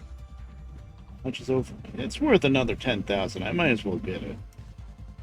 Okay, but I'm going to have to put the two 04 cars. Thankfully, this input track is empty. That's very handy. I'm going to take these two 04 cars, put them here, put them on this end of the 11s, because we want to put all the 11s together. And the other 11s are already on the loading track. So going this way first, but then we gotta, yeah. Shunting, the name of the game. This is a lot of putzing around, where if the payout wasn't worth as much, then you wouldn't bother doing it. But the payout is pretty damn good, so we're gonna do it. And this is 3, okay, so everything else must be here. 04. Ah, okay. Never mind, we're gonna grab the whole thing. Pick up the 04s. I think it'll all fit on that end, so I can grab the other one. That's an 11, that one car. Oops. Yeah, so we're gonna grab the whole thing over there. Shove it in here, hook up to these other 04s, move all the 04s hopefully onto this track, and then bring the 11s back over, grab that one more car, and grab that one more car, shove it all in here, grab the 04s, put it on the head end, grab the 11s, and then put the whole thing on the loading track. Yeah, I have a funny story about that, Sergi. I tried to pick that up about a week ago, when it first went on for free with Prime Gaming. I went to the Prime Gaming site, I clicked on the thing, it's free on Epic Game Store, mind you, not Steam. Steam would be nice, Steam would be no problem, but no, it's Epic Game Store. So I picked it up. Why is the engine... That's loaded. Oh, I see. The engine is just gonna take itself for a walk here. That's okay. That's fine. But anyway, I picked it up on the Prime Gaming site. It said, "Congratulations, you have Farming Simulator 19. It links to such and such account." I'm like, "Yep, it links to this account on what you call it, on Epic." All right, I'm done. Now, the mistake that I made is I did not then immediately go into Epic Game Store and I guess finish claiming it? Question mark. I thought it was already claimed. It didn't really say on Prime on Amazon site. It didn't say, "Hey, go over there and claim it right now, or else you're gonna lose it," or something like that. It didn't say that, so I claimed it on Prime, and then like, oh, that is turned the right way. I'm blind. Okay. And then I didn't go on Epic right away. And then when I did go on Epic, like close to a week later, I want to say, when I remembered, I was like, "Oh yeah, I got Farming Sim 19. Let's check it out." Because I do that a lot with games, with Steam or whatever. Either if it's a cheap game or a free game, I'll pick it up, put it on my list, but I won't actually install it and try it out or anything. I'll just be like, oh, I have this now. Okay, good. Add it to the collection. So I go to Epic. There's no Farming Simulator for Farming Simulator 19. It's not on the list. I'm like, okay. I don't know why I'm doing that, but well, I guess kind of easier to control because you can watch what you're doing. So yeah. Then I go back to Prime Gaming when I see on Epic that it's not there. And I look at the Prime Gaming screen, and it just says, oops. Does it say, oops, something went wrong? It was some kind of wacky error. It wasn't, oops, something went wrong. That's something else. It said, like, I don't know exactly what the error said, but it said undeliverable. Game undeliverable.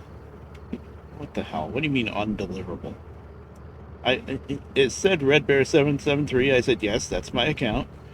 And, okay, what's the problem? Undeliverable. And I think the problem, I'm guessing, but I think the problem was that I don't really use Epic Game Store. I have a bunch of games on Epic Game Stores just because they were giving them away free, and I kept up with it. And so when somebody on Discord or whatever would say, hey, such game is free, I'm like, okay, I'm gonna go through Epic Game Store and get this free game. So, undeliverable. So I go back to Epic, I load in and out again, I updated the Epic Game Store thing like 3 times, went back to Amazon Prime Gaming, undeliverable. And then it just says do this and do that, and I'm like, I already did this and that. And so, long story short, it's already a long story, but I'm not gonna get Farming Sim 19, I guess. I don't know what else I can do. It does say something about contacting customer support, but I'm never going to do that. I've never contacted customer support about anything ever in my life. I'm way too much social anxiety to ever even think about doing something like that. So I'm never going to have the game. It sucks. It's a free game that's normally like $30 or $40, and I won't have it. I'll just stick with Farming Sim 15. I barely ever played Farming Sim anyway, but still, it would have been nice to have 19 for free. I would have played it on the stream, I'm sure. But what can you do? Stop. Stop squealing and just stop. How would you like that? I know the handbrakes are on. So stop.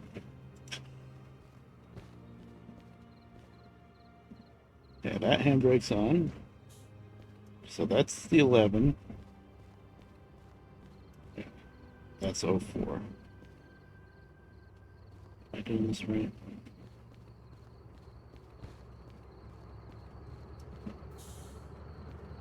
Oh, that's 04. Hold on. That's 04. That's 11. That is correct.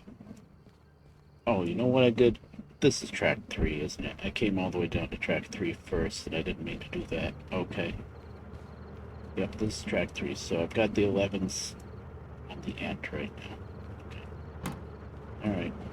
Just now that I know that I did that. Oh, because the engine decided to take itself for a walk down the main. That's what happened.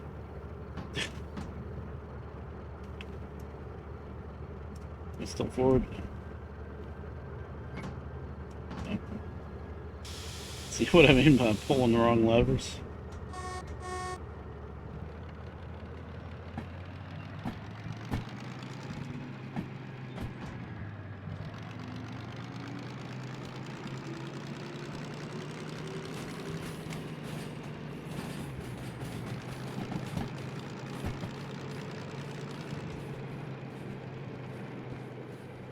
Red Bear needs to pay a little bit more attention to what he's doing. Still like this.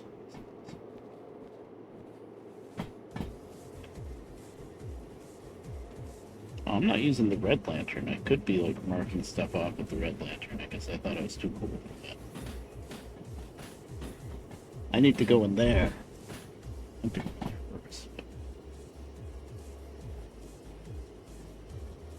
whatever. It doesn't really matter that much. As long as I know the 11, the single 11 is on this end.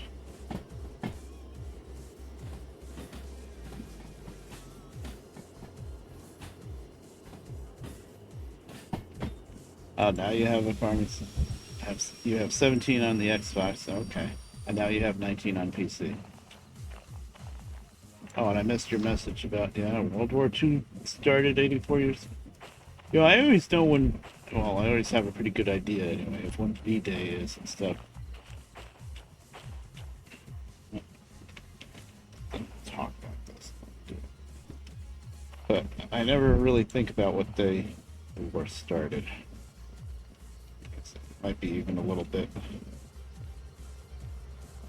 You mean the day World War II started or the day America got? Because America got into the war with Pearl Harbor, and wasn't that December 7th? If I'm getting this wrong, I have a lot of relatives rolling in their graves right now, but I think they got that right. Okay, yeah, that's when the World War started, but America didn't get into it until Pearl Harbor.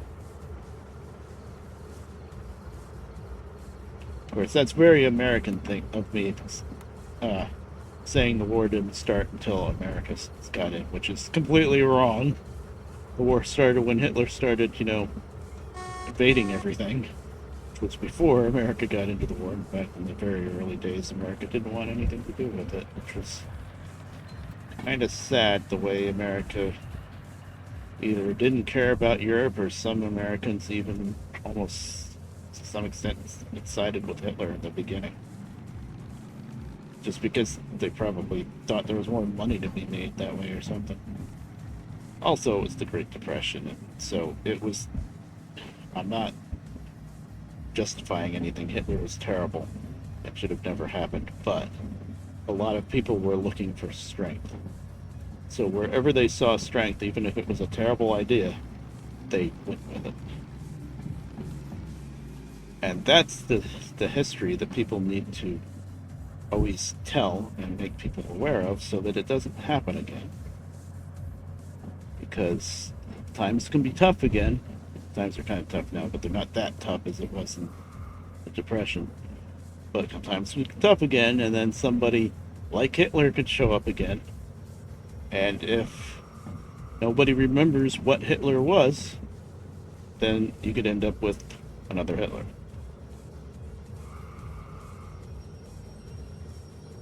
So there you go. There's my little rant on history. History is very important. And there are certain people, I don't want to get into politics, but there are certain people that try to whitewash history and try to not let anybody know about history, try to pretend it never happened. And those are the people that are actively trying to make another Hitler happen. Because they think this time it'll work out differently. Don't worry, we won't kill off a whole race this time. Doesn't work. Yeah.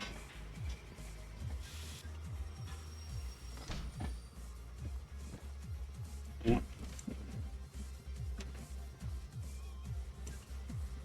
What's the phrase? Those who forget their history are doomed to repeat it.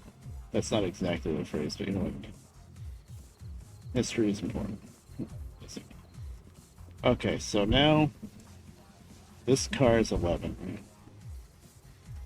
This car is 11. This is 11. Okay, so I'm going to take this back.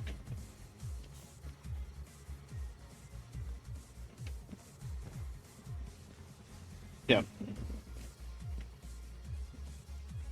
I think also the kind of point that I'm trying to get at is the ideals that kind of started each war. They're the ideals.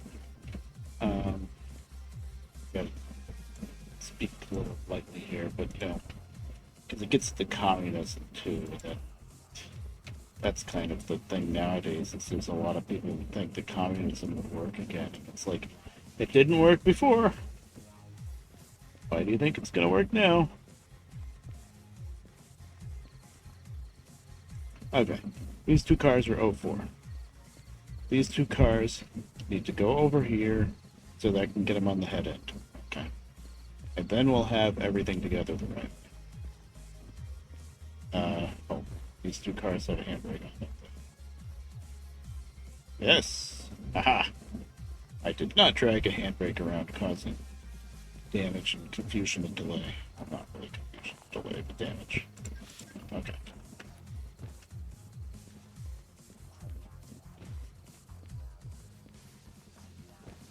Well, China is the one country where people could make the argument that communism is working out.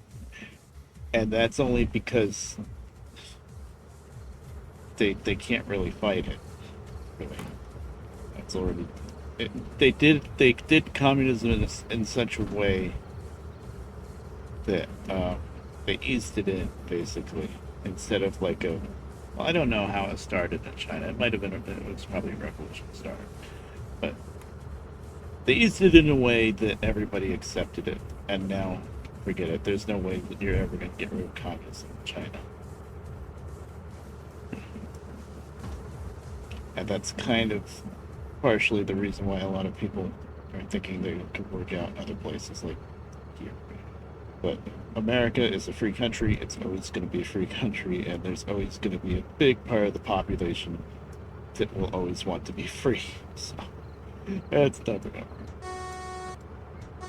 work. Vietnam, yeah, well, Vietnam is pretty much just an extension of China. Yeah. That's the one war that America lost. Hold on. We still have brakes on. God damn it. What'd I leave on? It's hard to do when I start. Did I leave handbrake on in the engine?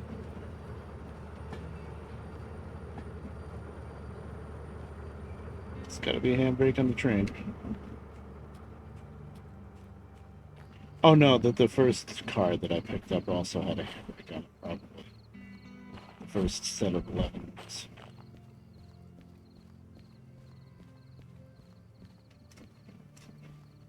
We're not going to drag handbrakes around tonight. I didn't start the jobs yet, so we're not on any kind of time limit. Okay. So we can just take our time and do this the right thing. Iraq. Yeah. Well, Iraq's just a damn mess.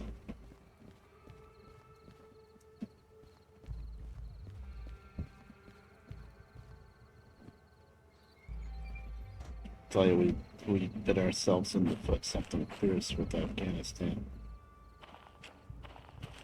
Yeah, support the locals of Afghanistan because they're fighting off communist Russia. What, you think the locals of Afghanistan might turn on us someday? Nah, we're giving them all this money and weapons. They're not gonna turn on us. 20 years later. 30 years later.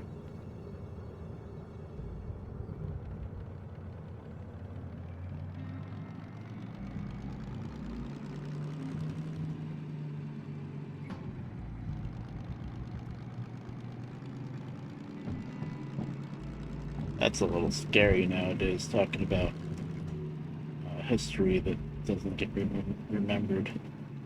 Because 9/11 was only, what, 22 years ago-ish? Yeah, there's a lot of younger generation, I guess, and even people that were around during it, that either, well, not really forgetting, but they're just discounting it, not caring about it anymore. It's maybe that's part of healing. But it's scary sometimes. I'm in New York, so it was a really big impact on me and everybody around me, so definitely never forget about it. But other people,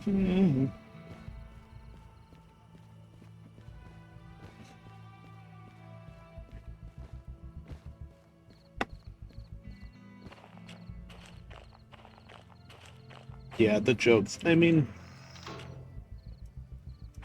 in the weird world that we're in now with the digital age and stuff, I don't hate the jokes as much as I should. The jokes don't bother me as much as I should, and sometimes I'll even crack and smile at them, which is bad. It's really bad because, yeah. But at least it's kind of a way that people remember it. But yeah, it would be nice if the jokes didn't happen, but no way to stop them. It's the internet. You can't stop the internet. Okay, I need to just put these two. Hold on. Is the rest of this train going to fit on the other side so that we can put these two in the front? Because otherwise, actually, either way, I'm just going to pull this up to the switch for the loading track and leave these two cars there. Yeah, that's the two on the end there. That makes more sense. And we're switching in the dark again. It's not too bad. Once we're ready to actually start up jobs and do them, then I'll sleep through the night.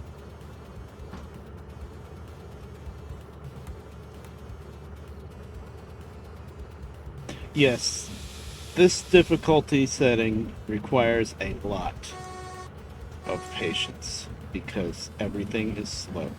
You can't dash around. You can't be kicking cars because you won't catch them. I did it once. I kicked those cars, and if I kicked them any faster than I did, it would have been a problem. The cars would have kept rolling all the way down to the end of the loading track and smashed it. It wouldn't have smashed through and derailed, but it would have done some pretty decent damage to the cars. So, yes, it requires a lot of planning and patience. And speaking of planning and patience, I should have ran back here already because I'm not going to make this break tonight.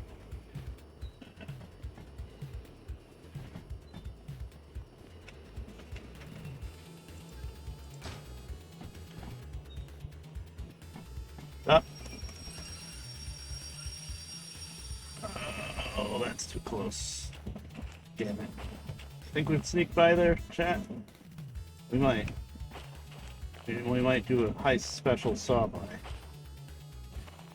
If we go really, really slow.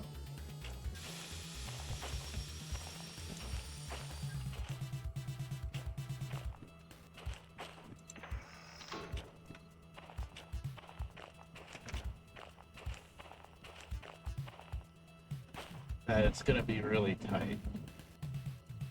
We're gonna have to go really, really slow. Let's try it. We're gonna try it. Put this here. So it's marked, at least. You know what? Where's my control flash? Oh, I have it. I'm fine. Of course, it's got one notch of battery, so I actually have to use that a little bit. You know what? No, I have another lantern in the engine here. I will turn on the cab light and use that lantern. That's what I'm going to do. Actually, if I really thought about it, I would have put the cab light lantern on the car and kept the one that's already locked in the 2 position.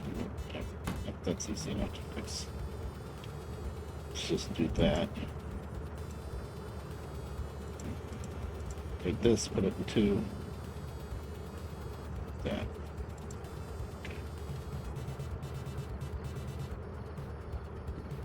Now turn the cab light on, the actual cab light. I know I like the ambiance of the lantern better, but I need this. Okay, reverse. First gear. I want the slowest crawl I can get out of this thing. So that we don't, cause lots of damage.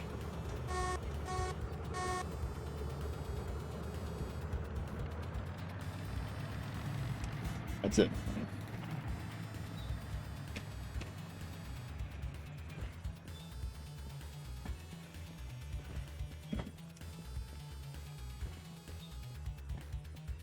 It's going to be kind of like the Titanic when they're trying not to hit the iceberg.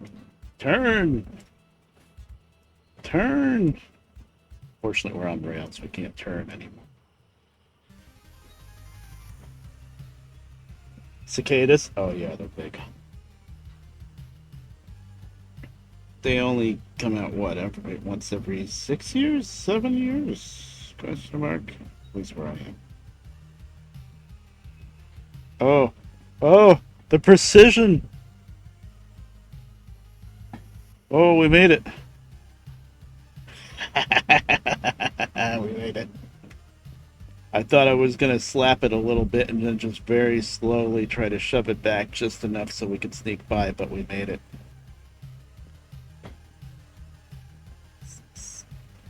Yeah, they hibernate and sleep in a shell for like 6 or 7 years, I think. Cicadas. That's cicadas, right? I think so.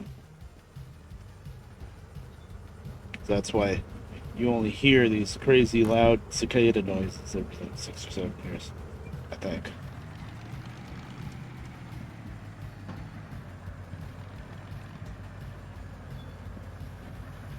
I don't know, that light's facing backwards. That would have helped.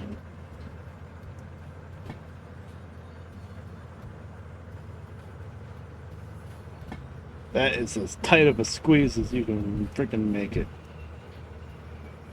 Uh, Hopefully the engine, if the engine's a little clipper, wider, the engine might clip, but slow enough.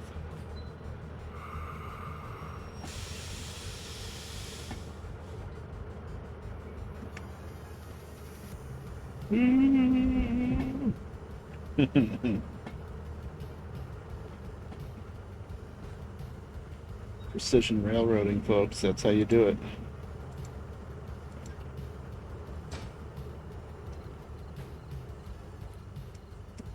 Stop.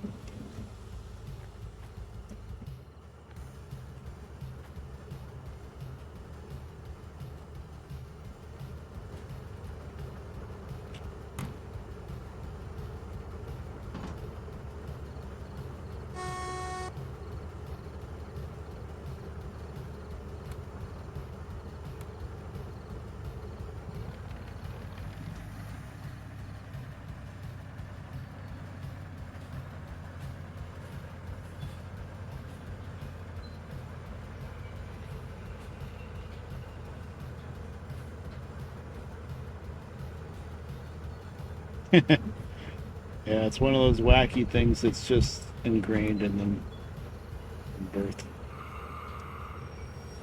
It's not much of a comparison, but it's like hummingbirds, for example. My mom's obsessed with feeding hummingbirds. They always, I don't know where they are down south, like Florida or Carolinas or whatever. But they come all the way up here to New York and even further up. Even I think even up near Canada, I think they'll go every summer, and then they go back down for the winter. How do they know to do that? They always go to once they go to to a spot once in the summer, they'll always return to the same spots that they go north to. How do they know how to do that? Also, why don't they just stay down there? It's warm all year round.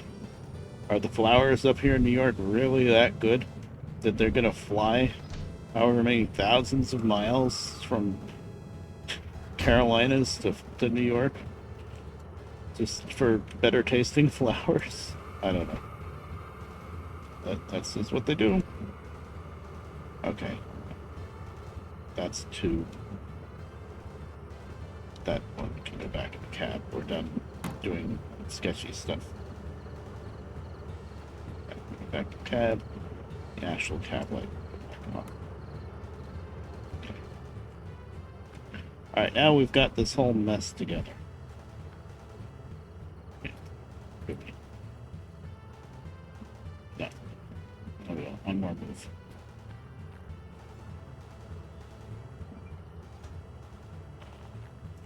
Where's my red nitro?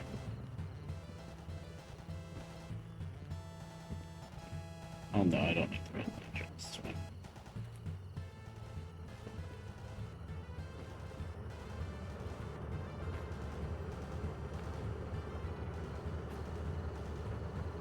Yeah. Us being humans, of course, we must be better than any other species in existence, or at least that's how most people think. And therefore, it must all make sense to us. And yeah, it doesn't have to, it just has to make sense to them.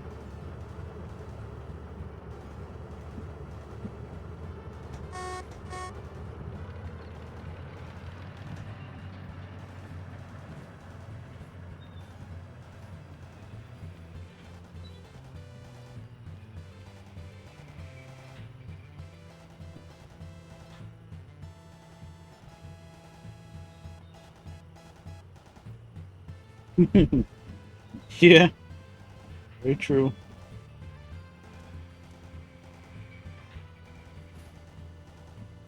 Well, yeah, the advantage is the intelligence and technology that humans have.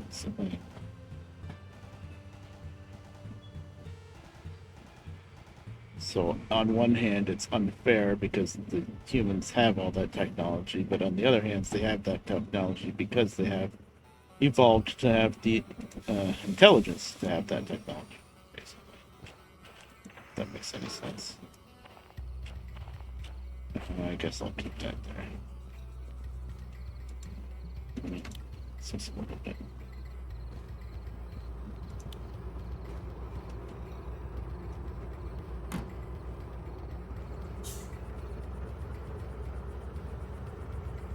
Yeah, the red lamp now is at should be at the end of this first set of, I think. If I did this right, the red lamp should be denoting the differences between the two sets of cards, so that I know where to break it. But it's very possible that I didn't do that. I'll find out after I sleep and check it out tomorrow. In game tomorrow.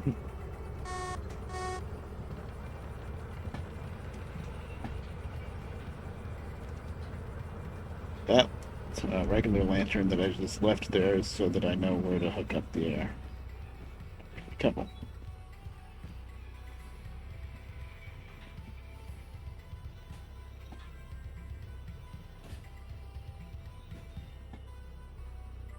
But yeah, when you're running a road train, then yes, you put the red lamp at the very end. It's actually called an EOT lantern, end of train lantern. It's supposed to mark the end of the train.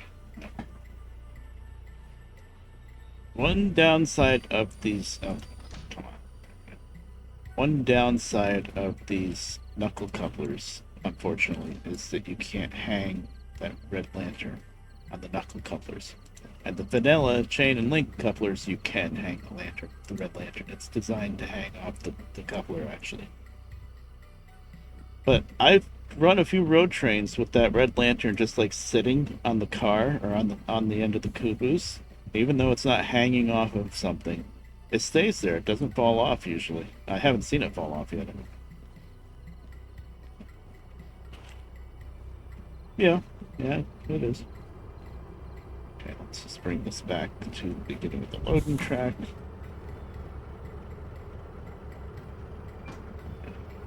Yeah, so I might be shoving a handbrake or two because I'm being lazy, but we'll see.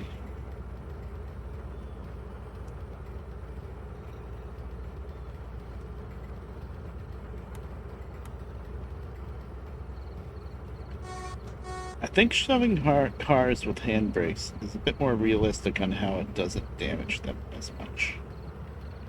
Like before, yeah, I'm shoving handbrakes. I thought so. Shove through it. Before, if you tried to shove cars around before the simulator update, if you tried to shove cars around that you didn't pump the air up on, and handbrakes didn't even exist, then you'd hear the brakes really squealing, and you would do a lot of damage to the cars just by shoving them a little bit with the brakes still on without hooking up the air. Because it wasn't intricate enough, the system yet. Handbrakes didn't exist yet, so whenever the cars didn't have air in them, the brakes were always locked down, which isn't how it works in real life. At first, it throws the car into emergency when the air is blown, but eventually, and this is accurate now in this version of the game, in simulator. Eventually, the air will bleed out of each car and locomotive. So when the air bleeds out, if you don't have a handbrake set, and the air bleeds out so there's nothing holding the brakes on anymore, then the car will just roll. So the handbrakes are, just like real life, the handbrakes are really important still. I'm going to turn off the electric so that I don't kill the battery, even though that's not a thing that can ever happen. Let's see. Tomorrow we'll sort this mess out and make sure that I didn't screw anything up. Make sure that red lantern's in the right spot. Start the job. 2 jobs. So this is taking a long time. And the whole time, those poor empty stake cars that were supposed to go to logging camp like 2 days ago, they're just sitting there waiting. But we're making a lot of money, so they can wait. We're pretty much getting the payoff of buying that long 2 license. And concurrent too.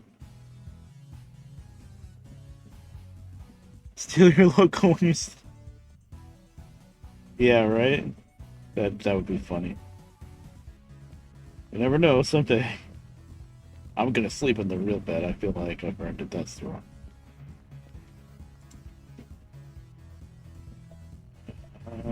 That's 7. Annoying, but cool. Yeah. Be hilarious. That's what it would be.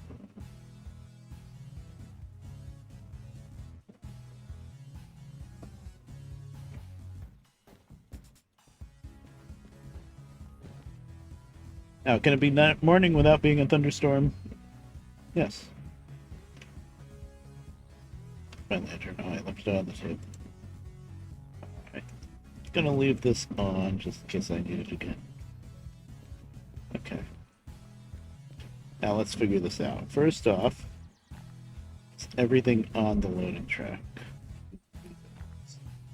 Just sure. Yeah, we're on. Okay. Okay, 04 on the head end. 1, 2. What handbrake was on before, so. 3, that handbrake was on. 4. That's it. 04 is 4 cars. Still tied in here. So where's my red lantern? Oh, it's not in the race 5. The red lantern belongs here. I'm going to put this one here. Okay. Now this is 11. Are we hooked up between 4 and 11? Yeah. 1, 2, 3. Oh, I still have to shove it back to hook up to the rest of it. Okay. Right, so we'll count that off. Alright. I didn't shove it all the way in before. Let me put the red lantern here so that I can have them spot marked off between the 4 and the 11 set of cars. There. The back of my hand. Alright, we need to come back like a quarter car.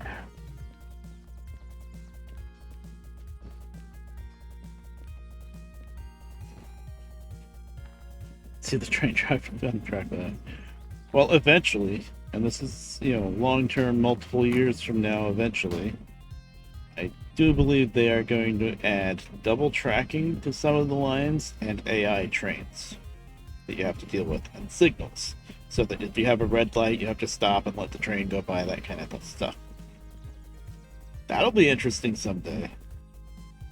I kind of have a hard time seeing that working correctly in this kind of map. Because this really, I don't know, maybe between Harbor and Steel Mill, maybe, what's the other speedway up to Machine Factory? Maybe that part could be double track, but this really doesn't feel like, any of this map doesn't really feel like a railroad that would be double tracked, in my opinion anyway. But I can understand why they want to do it, because they want to add like signaling and stuff. That's like very long term, so I don't think it's going to happen anytime soon. So the light's going backwards. Handbrake. Didn't leave an handbrake here. Throttle reverse. No? Oh. Fun little quirk. You can totally start the engine on this thing without having the electrics turned on. But the air horn doesn't work unless the electrics are on. Because I guess it's an electric air horn. It does make sense that killing the electric doesn't kill the engine, because it's a diesel. Diesels don't have spark plugs, so they will run without electric. But being able to start it without electric, eh.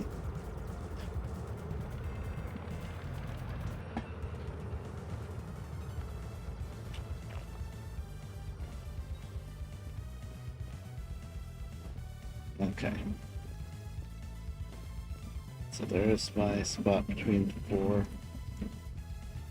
Why are we still moving? Not moving anymore. 1, 2, 3 11s. Tie them in.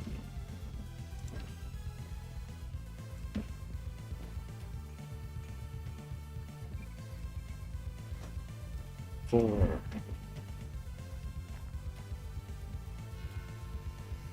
5,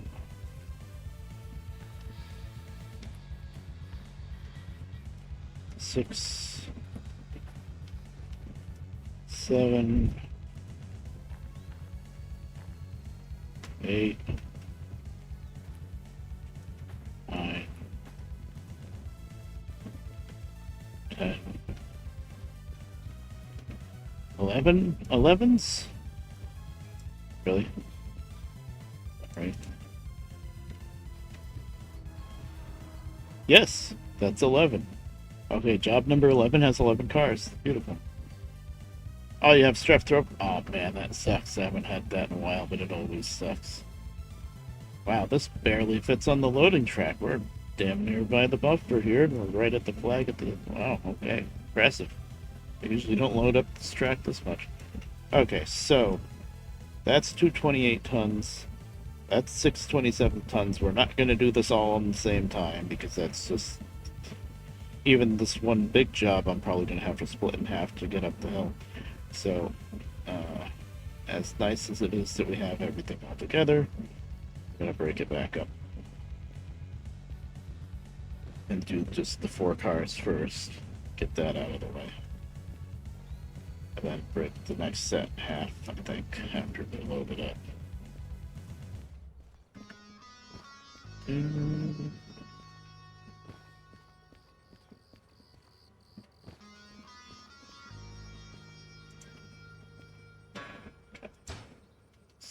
That.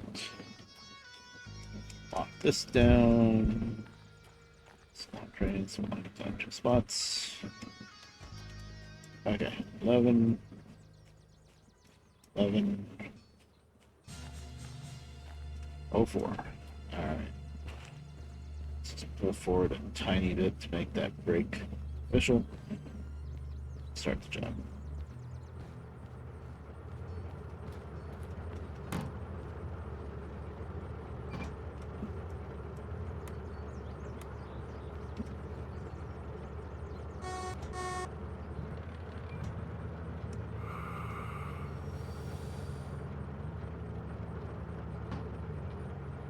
I should be getting the habit of putting this thing in neutral whenever I'm stopped so that it's not always trying to creep around.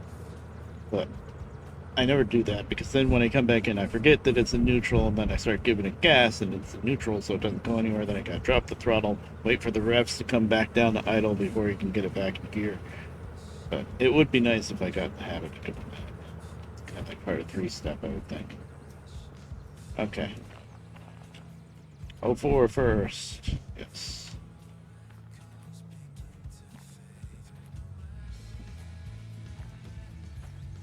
Okay, we're good.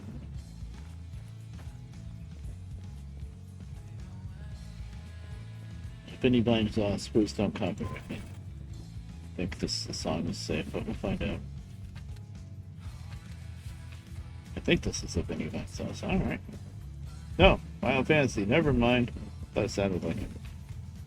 B10, this is for this now. What I always do, since I can't set switches remotely and I can't dash around, we always set these switches ahead of time. B10 is where we're going to set apart these 4 cars. Of course, there's another string of cars there we're going to have to hook up to and shove back, but that's the way the cookie crumbles. We're going to get all of these switches thrown now. That's good. That's good. All the way up to the crossing. That way, when we pull down out of the stub yard onto the main there, the only thing we're going to have to do is throw that one switch. Then we can get the engine and shove all the way back until we hook up to those cars on track 1 and we know everything's lined. That's the way we're going to do that. Okay, we started the job. So now I have to load up the cars, and unfortunately, car loader is all the way down at the very end. If I wasn't trying to fit so many flat cars in here in one shot, I would have brought the train all the way down here so they didn't have to walk so far to load it up.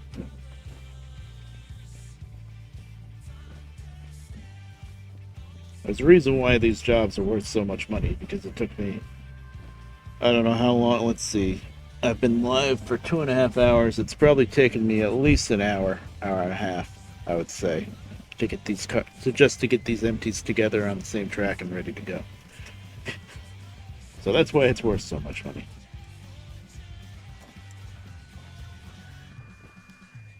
Just make sure it's 04 fully loaded. I have seen once before when it didn't fully load in one shot, and then I didn't realize it until I parked it on the freaking outbound track and tried to get paid, and then it was like, it's not loaded, and I'm like, what? What do you mean it's not loaded? It's very rare, but it has happened before. It happened. The only time that happened was Food Factory on me. Yeah, it was Food Factory in town. I had a bunch of empty tankers. It was a pretty long string of empty tankers, I remember. I was switching with the steam engine. And some of them had to be loaded with gas and some of them with diesel. Normally you just throw that lever over once, and even if it's a mixed load, it loads everything. Well, that time, it only loaded the gas and not the diesel. And I was so confused why I couldn't turn in the job. It's like, why is this job not completing? I finally looked at every single car, and sure enough, some of them said diesel, and the ones that were supposed to say gas didn't say gas because they never loaded. I was like, what? That can happen? I think it was a bug, but it happened. Forward.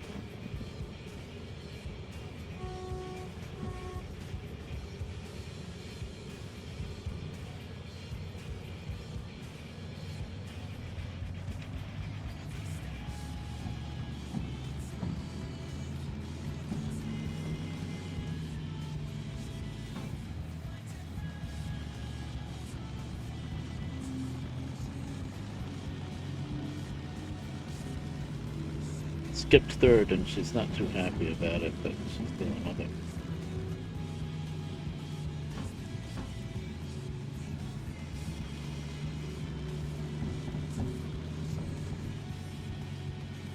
It's fine.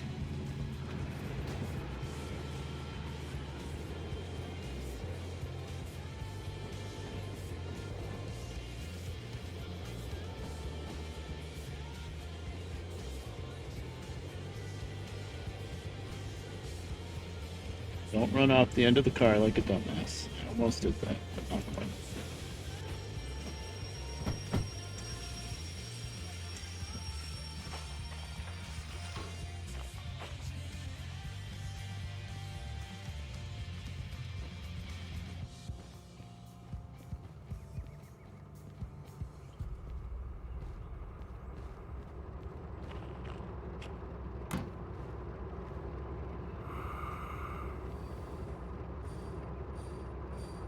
Stopped enough to throw it in reverse without breaking something? Yes.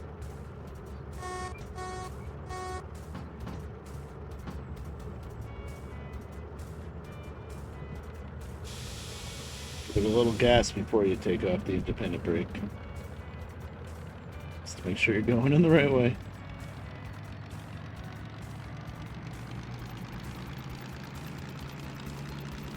I'm gonna have to go in third and not straight to fourth. Let's find out. Yeah, this set isn't too crazy heavy.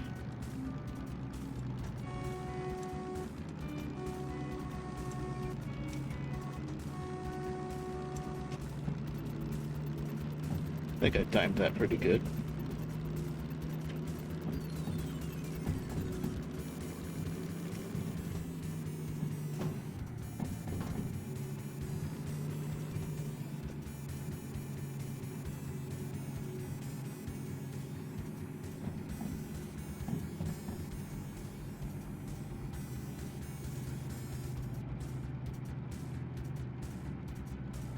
And we'll have to decide whether or not we're going to unload that big giant string of iron hoppers.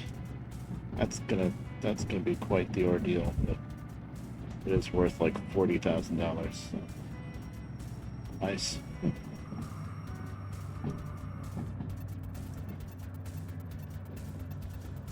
I need to add more things that you can do with those coins besides just say hello there, like Obi-Wan Kenobi. Sound alerts, maybe. I don't know. I never really dug into that stuff too much.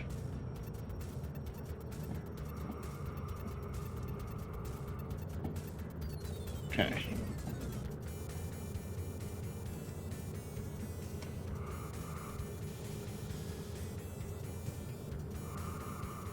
If that couple didn't really sound like it, but hear the music. It's 4 cars back.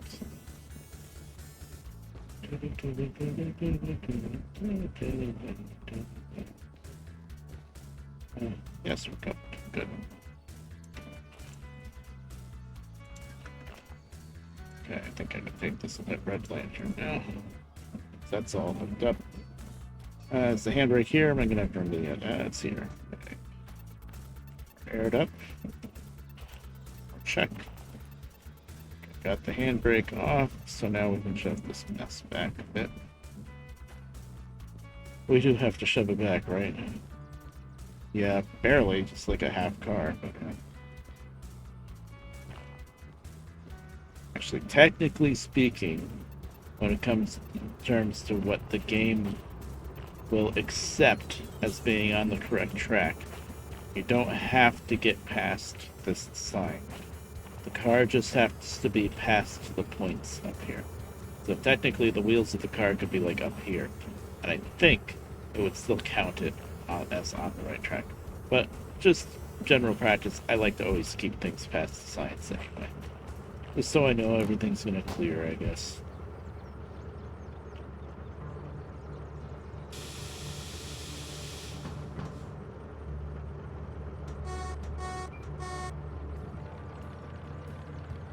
Put her down in first gear because we've got a lot of crap we're shoving back right now. It's not just the 4 cars we've been pushing, but everything else that we just hooked up into. Okay, that was not that hard at all.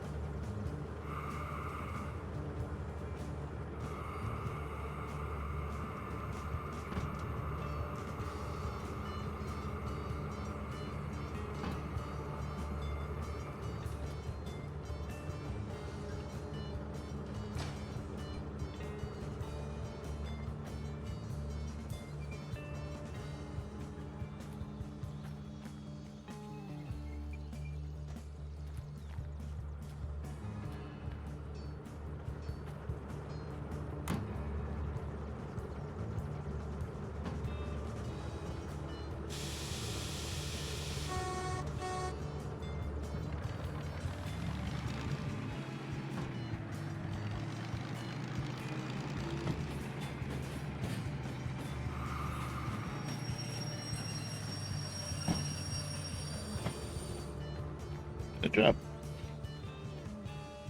Okay, so another thing with realistic mode, they give you a lot of time because you can't really dash around too good. So they gave us 106 minutes for 2 moves in order to put, 4 cars together and then drop it off and track. It gave us 106 minutes. I did it pretty damn slow. We're done in 10 minutes. Because I got the cars together ahead of time. $16,000. Very nice. That is... It's slow money, but it's very easy money. The other job... That's slot 7 now. This one's going to be a bit trickier because it's pretty heavy. I'm going to break it right in half, so, well, pretty much right in half. There's 11 cars, so we'll try 6 cars and then 5. The order doesn't matter now, because we already got the empties all together. Just gotta load them up and put them on the outboard. The only way the order is going to matter is if we then want to take this loaded train, it's going to turn into a freight haul job down the harbor. If we then took this train down to harbor, got paid for delivering it, and then we got the unload job, then the cars would be scrambled up and you'd be scratching your head as to why the cars aren't where the job order says that the cars are supposed to be. But we're not doing that anyway, so $34,000. You know what? I'm going to save myself some running around. They're giving us 160 minutes to do it anyway. I'm going to start it now. Oh, come on. I'm not going to start it now. I'm going to service the engine now.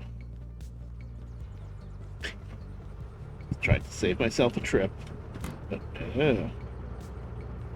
too much debt. We still got 3/4 of the tank of fuel. Too much debt. I have 26,000 on me right now. Wonder if I did some damage to the more damage than normal to the mechanical drivetrain. Find out.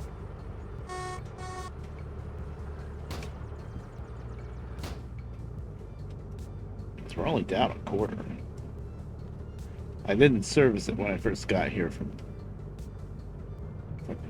Sawmill, so I guess I can understand that.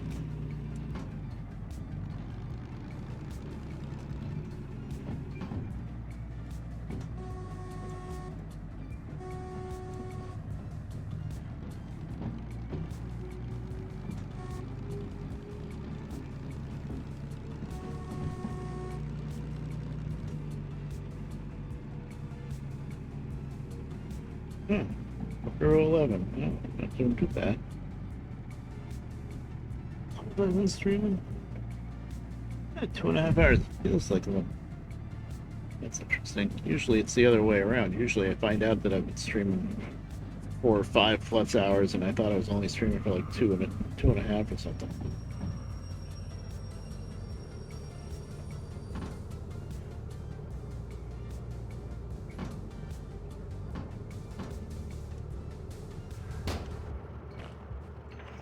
Okay, the switches are all going to be wrong, so we'll just have to creep up on them.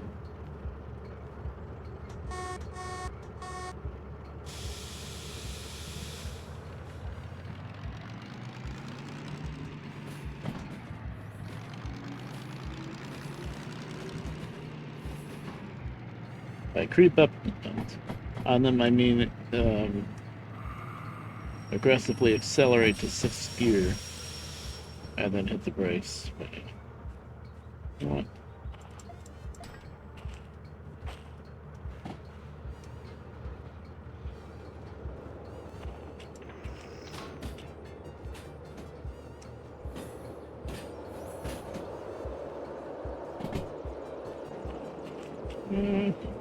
Oh, that didn't work. Hey, Tokyo Drift. Now, you can't clear it if it's derailed for some silly reason. So I have to re-rail it for $0, and then I can clear it if I have to. But,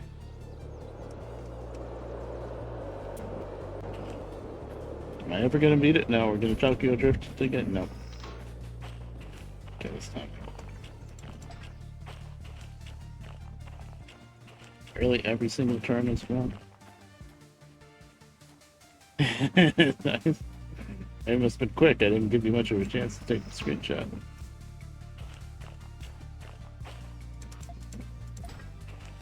Check it out in a second. Come on. Forward. Oh no, there's a train on the train tracks. Bang.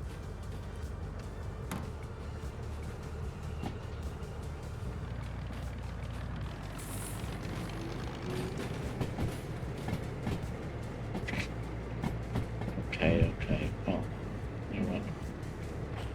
No, no, no, no, no. Is that the right thing? $0? Yes.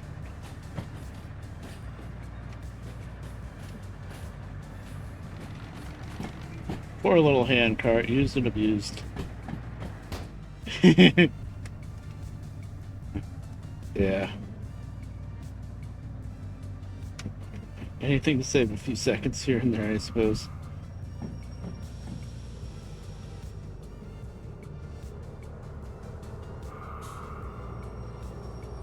That is the only thing that will be abused like that is the hand cart because it's 100% free.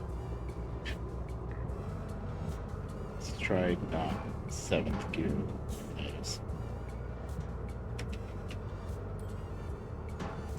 Oh, I did not mean to throw that.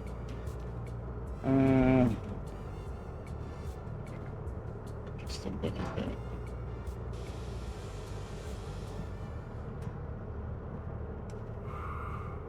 It's a little tricky getting the fuel hose hooked up to this one because it's up high. That's where the fuel hose hooks up to. So since I don't dash, I gotta climb up the ladder with the fuel hose and try not to drop it.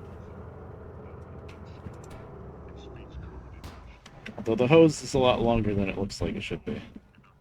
So see, I gotta hook it up there.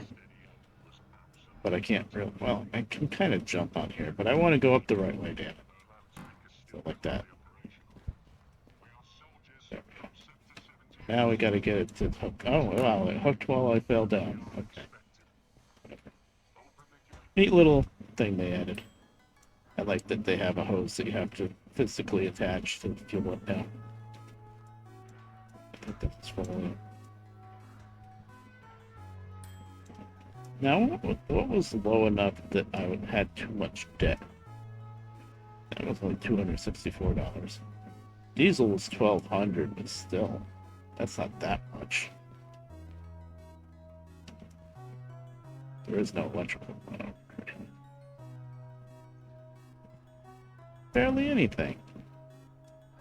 Really? Huh. So,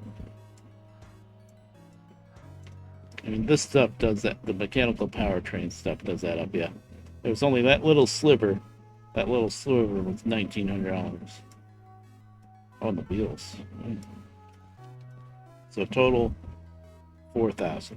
But at the machine, that means I owed $8,000 because it's double if you try to pay it at the career manager instead of manual. So I was technically $8,000 in debt. I guess right now I don't have that much forgiveness or whatever they call it. There's a stat that you can look at for how much in debt you can be before it doesn't let you take a job. But anyway, there we go. $4,000. Maybe the emissions added up to it. Let's see. Maybe I did some car damage. Let's find out.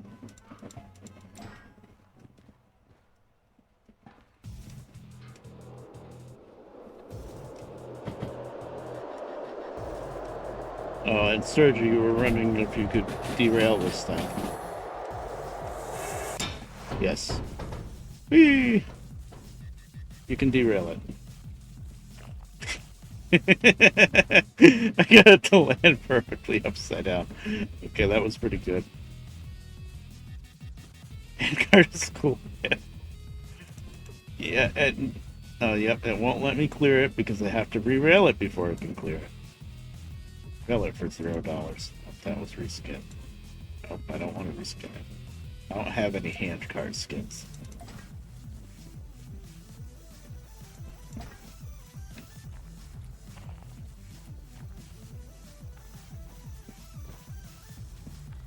So clearing it was pointless because I've got to run back to the engine after I pay it off anyway.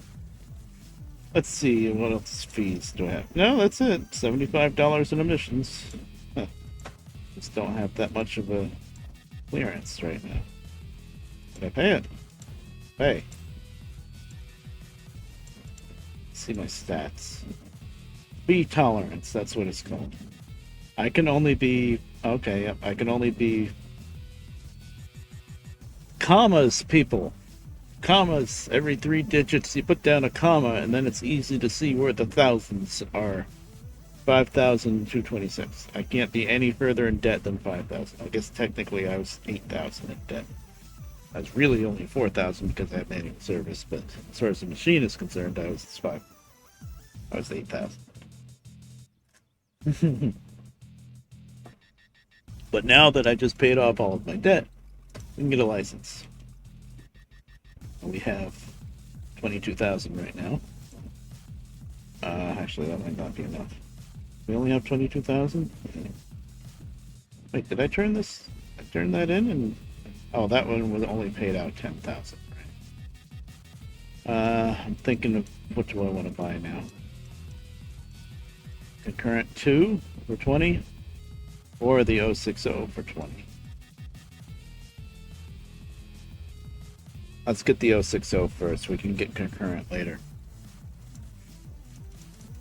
Because the nice thing about both the DM3 and the S060... Oh, I own it already. Okay, concurrent 2 it is.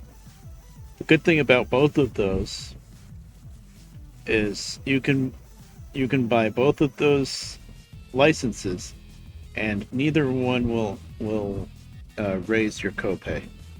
So you could technically be able to use the DE2, DM3, and 060, but not have any other licenses, and still have a copay of $100, and I think re-railing is still free or greatly reduced, which is very nice. That means you get to play. You can play around with the DM3 and 060 in the beginning without worrying about destroying it, so that you can learn how to drive it and stuff.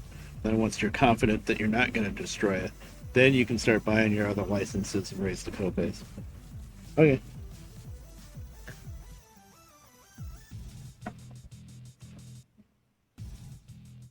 So, getting concurrent too.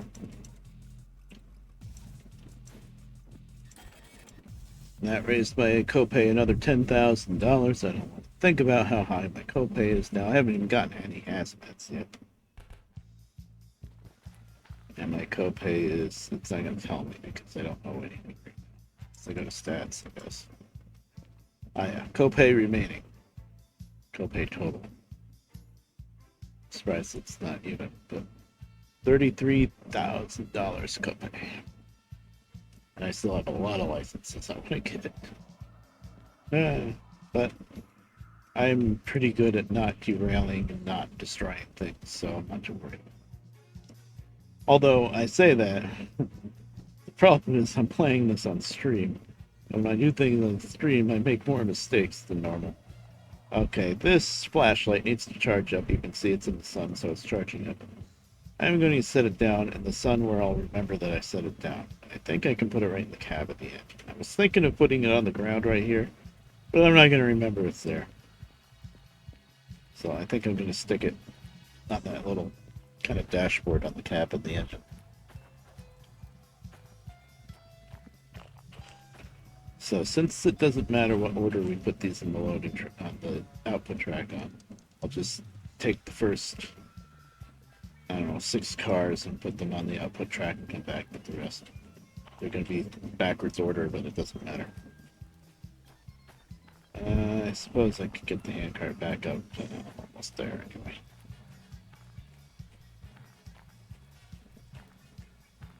Uh-oh, I didn't turn the electrics off. The battery's going to be dead. So that's going to be an update, I bet. It's never been mentioned, but that's going to be an update one of these days. It's battery simulation. Oh, you left the electrics on overnight. Battery's dead. Get the jumper cables. Then they'll make like a battery pack that you can put on the hand cart so that you have to bring the batteries out to the engine to jump it. That would be pretty amazing if they did that. Oh Lord, now it's raining. Yeah, electrics are still on because that was bad. This wackiness with 2 different starter switches is a little silly. But this one automatically turns back off, but I always, well, if I think of it, I turn that one off. But whatever. It's like this one arms the starter and that one actually cranks it, I guess. Did you set the hand? Yes, you did.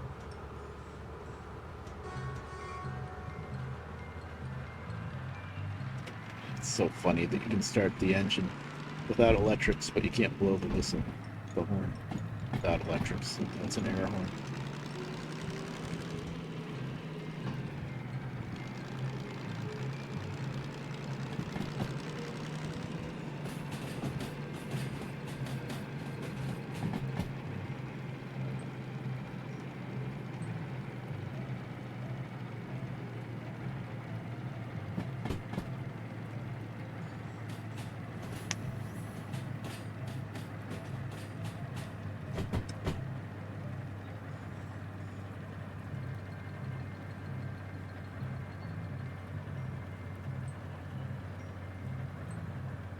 My back's not bothering me as much as it was with that other chair that I was trying to deal with for like, what, a year and a half before I finally gave up on it.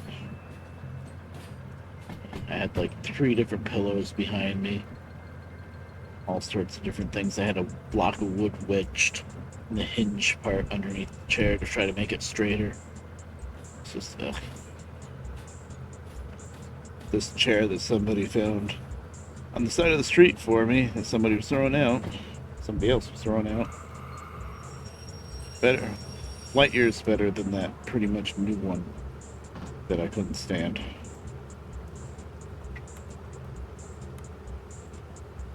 So, word to the wise, word of the wise, I should say. Do not buy a chair just by ordering it online. At least not a cheap one, anyway. You gotta sit in the damn thing and figure out if it's gonna be okay. Funny thing is, word of the wise. Sorry. Go where you're supposed to be going before you start monologuing about chairs. Angry switch. Whoop. Too angry switch. Rails are wet, I guess, although the windshield's not even wet, so whatever. I gotta get up past this switch.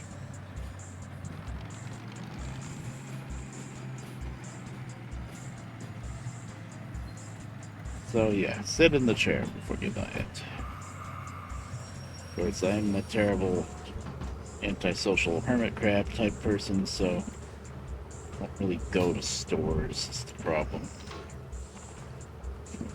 So wait until cleanup week and find a chair on the curb that you like and sit in it and make sure it's good. And then the plus side of that is it doesn't cost you anything. Bottom side of that is usually somebody threw out a chair for a reason. That's correct. I don't know if you guys can hear my clock going off for 11 o'clock, but it just went off. I barely hear it anymore, even though it's just as loud as when I first set it up. But you get used to it, I guess.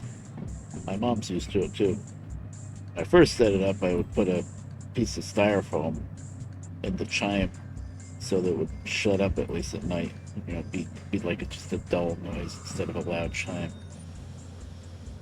But then one night I fell asleep early, like right after dinner, early.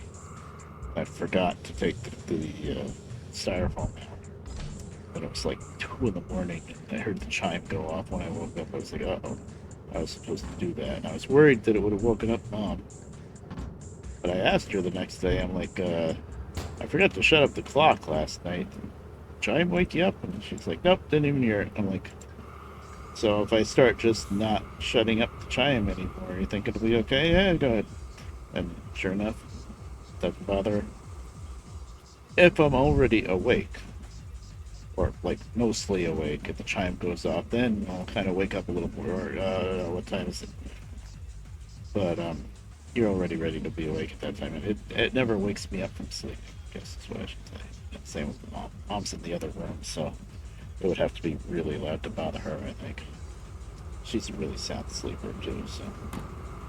Should have known she wouldn't bother. She wouldn't mind. Okay, now I need forward.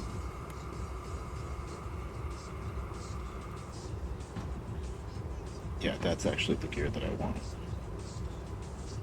Okay, we are ready to friggin' start this job. Now we're gonna take like 6 cars, so where's my... 1, 2, 3,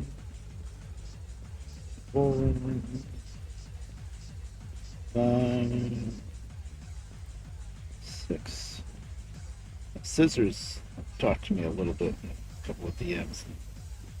Said that he was going to be off tonight, or off tomorrow, I suppose, so he was going to be able to stay up late and watch the stream, but I think he probably fell asleep. It sounds like he's been busy, and I think it's really late for him, so that's what the bots are for.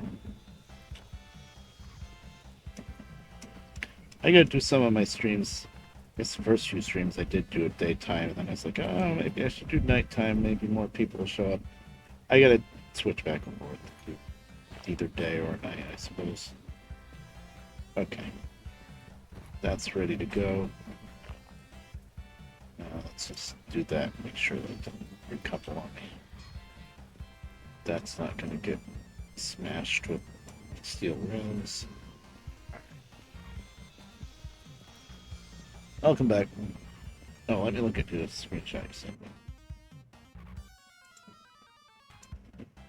Or just put it in Discord, you didn't have to send it to me. You did. Yeah. Oh man, that looks good, just Sturgy, the M&J 44 toner that you made. I know I've seen it before, but when I looked at just the corner, like the partial screenshot before I clicked on it to see the whole thing, and I just saw like the end of the 44 tonner, I'm like, oh hey, there's the M&J 44 tonner, and then I clicked on the whole thing, I'm like, that's right, he made that for Stormworks. That looks really good. That's cool. Really cool. There's the handcart. And upside down handcart. Sad handcart noises.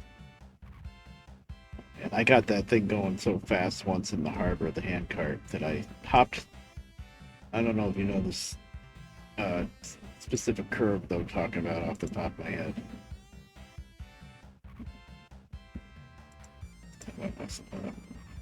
Oh, there you go. Oh, you did post it there too. Good. But I hopped off the curve. Okay, Burn. 99. Yeah, it's 11. I'm gonna be going for, I don't know, half hour or so more, maybe. But I hopped off the curve at the harbor of the passenger line that, where the passenger line branches off of the main line, go down into the yard. I was coming out of the passenger yard. Start this job. And I just got it going really quick. I think it was that. No, I was coming out of like D or G, one of those. And I came off the curve so fast, the handcart kept moving along the ground so far, it almost made it across the passenger line, and it almost made it up to the main line from where it first derailed, which was like at the split between D and G. It made it really far across the ground, off-roading. It was hilarious. The big dust plumes all over the place, too.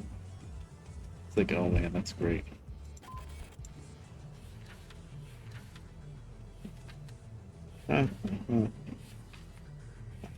Before, oh.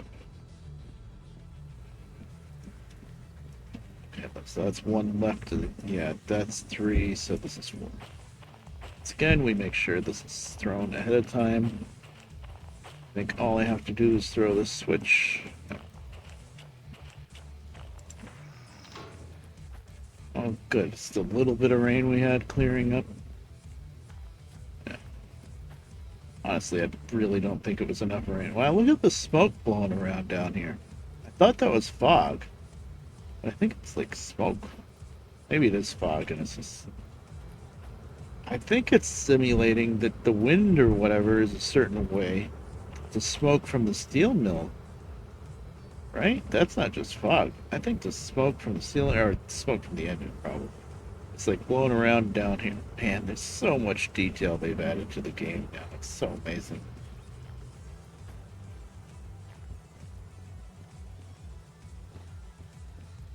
I guess it's the smoke from the engine, probably. But no, engine's not putting out that much smoke. It's cool, whatever it's coming from. It's really cool. Okay, so we made a break here.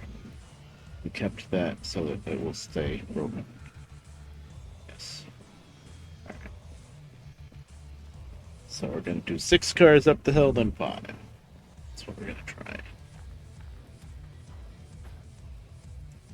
Still load up the whole thing since I broke the cars apart, I'm sure.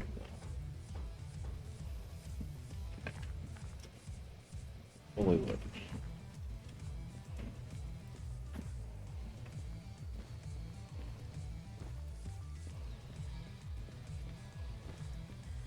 This is going to be a pretty good test of how powerful this thing is, because we are doing 6 cars. The whole thing was 11 cars, 627 tons. So that's 6 cars is going to be a little over half of that. So half will be 327. Say somewhere between 350 and 400 tons we got on us right now, and we're gonna have to shove it up that hill from the stop. So we're gonna be using low gear, I do believe.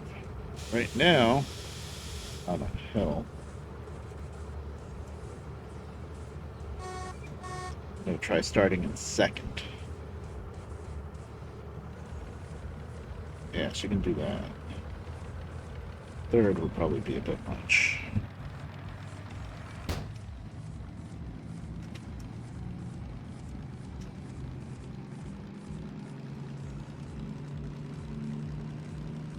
And that's what I mean by this thing is definitely more powerful than D2.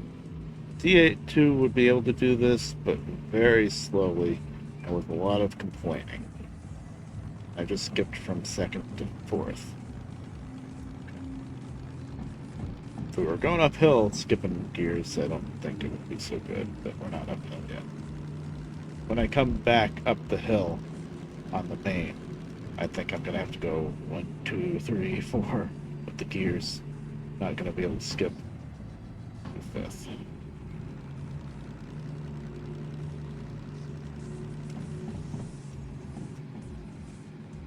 By the way, I just glanced over to OBS, and every once in a while I'm getting the message flashing on the bottom about high encoding, whatnot. I'm not seeing anybody telling me that the stream is laggy or fuzzy or anything like that, but if it is, please let me know.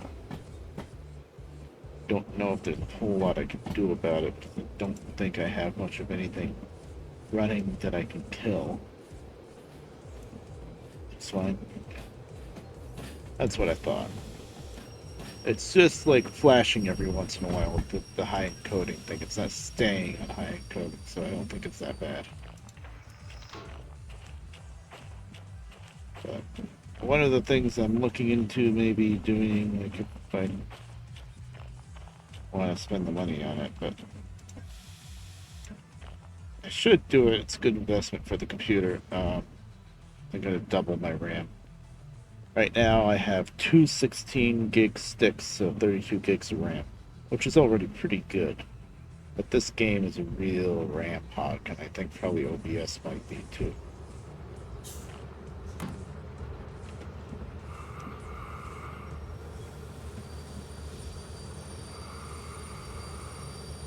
So I still have 2 empty slots. So I've got two 16 sticks, 16 gig sticks. I'm gonna get 2 more, I think. Okay, first gear. Give her a little gas before we take off the independent. Oh, that's slipping. Careful. She's moving. We don't got that crazy quick pickup acceleration that we normally do, but we're shoving probably close to 400 tons up a hill, so she's doing pretty good.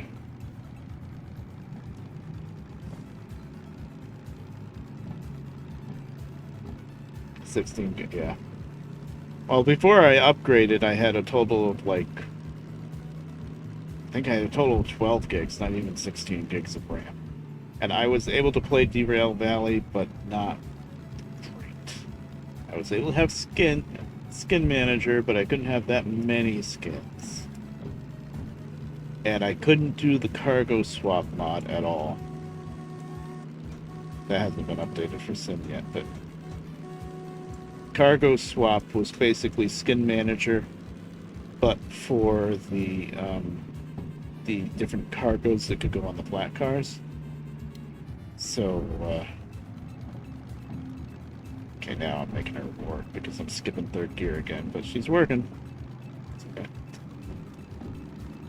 So, like the containers on the flat cars and the tractors, stuff like that, you could reskin with cargo swap. And that, if I tried to run with my 12 gigs of RAM that I had at the time, forget it. The game just turned into a slideshow. Couldn't do it.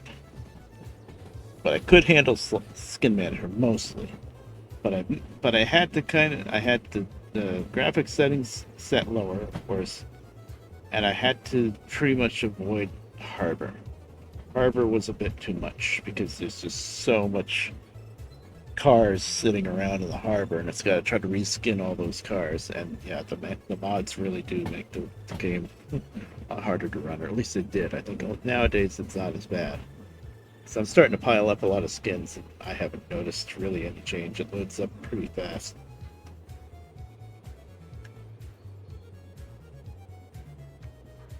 The other thing that would really slug it down is if you had custom car loader with a lot of different custom cars. That could really slow you down pretty good. Oh, that was perfect. Thought I blew too much air, but perfect.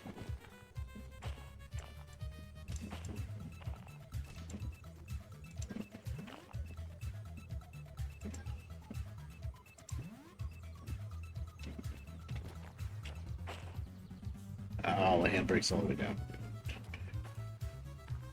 Okay, now what I'm gonna do, I need to make enough room for another 5 cars at that head end. I'm not very good at judging car lengths, so I'm really pretty much gonna shove this down till this ends at the end, basically. Then I'll know that there's enough room.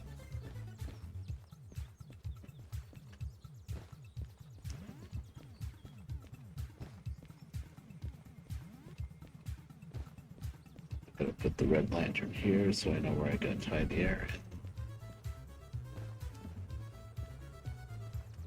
in. Yeah, see at that end we're right up by the flag, so we gotta go back like 4 or 5 cars. Not very good at judging car lengths. So. I should be because I've worked on the real thing for a while, but I always just I always played it super conservative. Like even if I had 4 cars to go, I would tell them 2. You know, I'd be careful. Which he probably didn't like too much, but it's better to be cautious than the other way around. Never trusted myself that much with it, I guess. That's something you just pick up over experience and time. Come on. Dragging anything? It's just really heavy. Okay.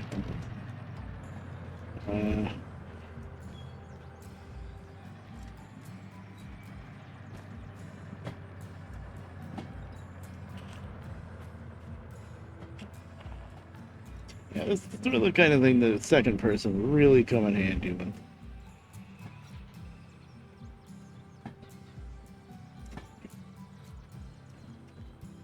I really don't want to have to shove this whole thing further back because I didn't do it enough the first time.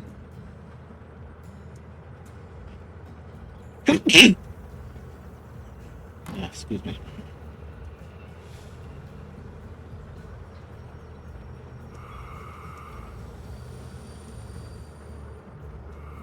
Thank you. Let's see. 1, 2, 3, 4. I only need 5 cars worth. Yeah, that's plenty.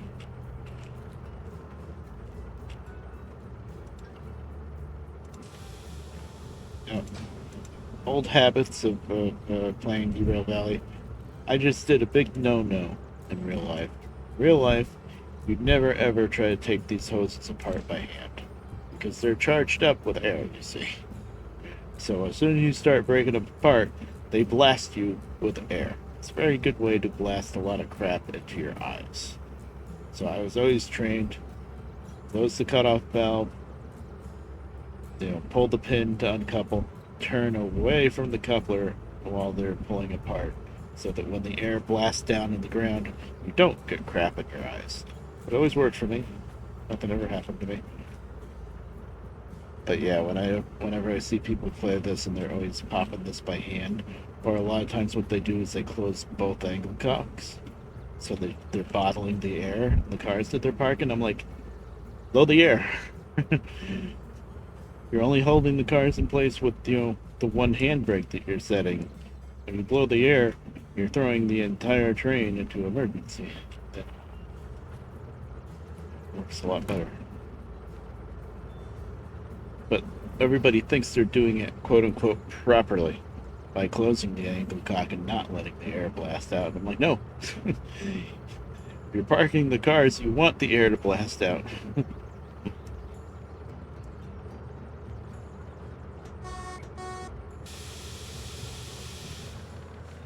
Of course, Heist has explained that a few times. It's like, you would never do this in real life whenever he pulls open the air hoses.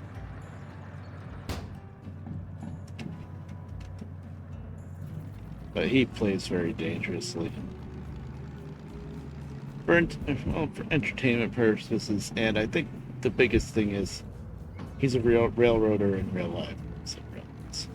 And in real life, of course, you can't be making mistakes. You have to be safe because it's real life. So when he gets to play a train game, he can play as wacky as he wants. Explained that once before, but yeah.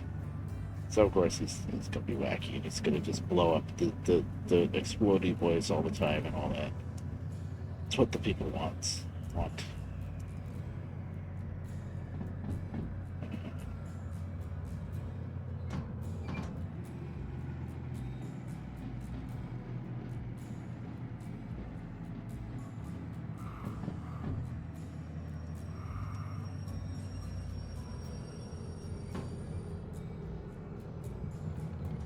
Oh, wrong lever. Wrong.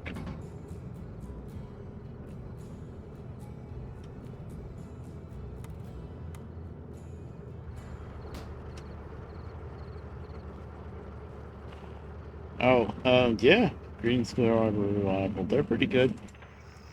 I used to know how to clock dance to Bad Moon Rising. We didn't do that song too often. I think that song was pretty advanced. A lot of the cloggers didn't like it very much, I think. So that one we didn't break out too often, but yeah, I like CCR. They're good. I was worried for a second, Sturgy. Maybe I'm getting tired, but I looked at what you typed, and I thought you were going for like the initials of Soviet Republic, USSR or something, or not necessarily USSR, but they had other letters for the commies. And I saw that for a second. I was like, wait, what is he asking me? And then I was like, oh yeah, that's good. CCP, yeah. Yeah, why is USSR CCCP? Why is it not USSR? That's one problem with comedy, one of many, is they always have to have all these words. They always have to have all these words and crazy acronyms and stuff. Oh, cool. Oh, 8-track of cassette. Nice. The one thing that I used to have plenty of cassettes and play tapes and have to play the game of the uh, cassette player eating up the tape, and then you have to try to salvage it and wind the tape back up. Fun times. I've never seen or had an 8-track. That is something I've never seen. Played plenty of records, cassettes, but the 8-track era, I never had anything from that. Because my grandparents, I think, didn't like them. I think my mom used to have some 8-tracks because she used to have, way back in the day, she used to have a car with an 8-track player, I think. That's about it. 8-tracks were pretty niche, I think. And I don't think they lasted very long. Because probably, I want to say not too terribly long after they came out with 8-tracks, they figured out how to make cassettes. And, could fit more on a cassette than an 8-track, and they were much less bulky. So I think 8-tracks didn't last too long. I think.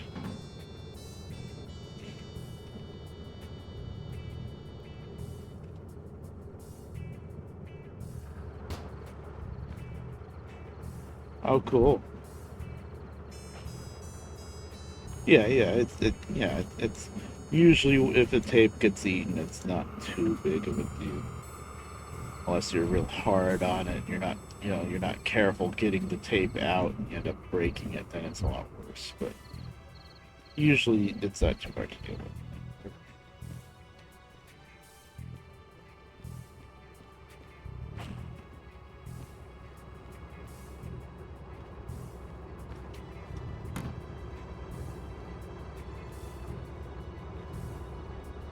So with 8 tracks, I'll ask you since you seem to know about it.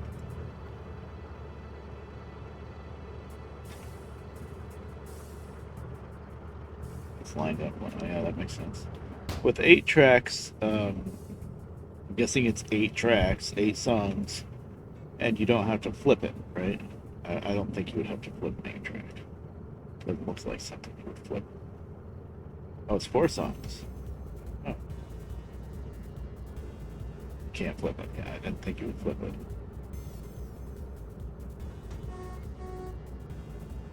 Okay.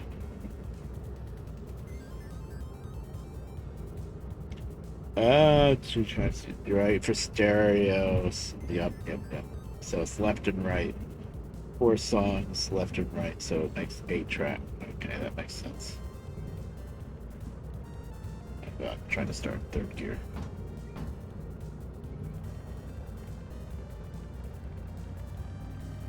I almost replied to my bot just then. Sad. For a moment. It can't be rewinded, but can be fast forward. Okay. So you have to play through the whole thing, and then it automatically goes back to the beginning, I guess. Right.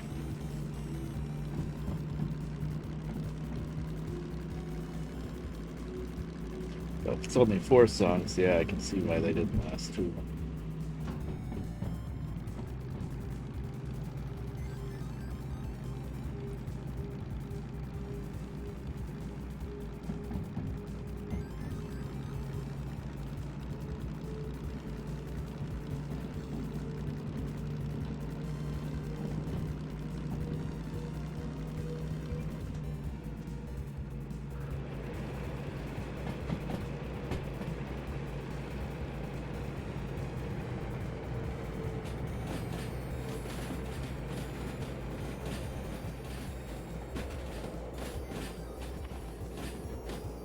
Yeah, okay. Yeah, it depends on how long the songs are, sure.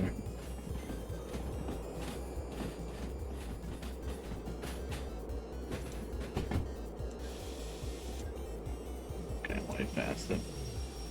I had a little too much speed that time.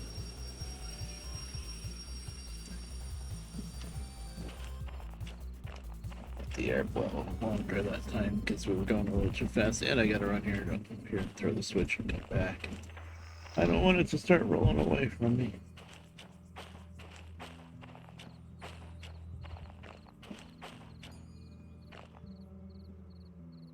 Oh, okay. That's cool. Come on. I know it's a hill, but come on, stop charging the cars up so fast. That's cool.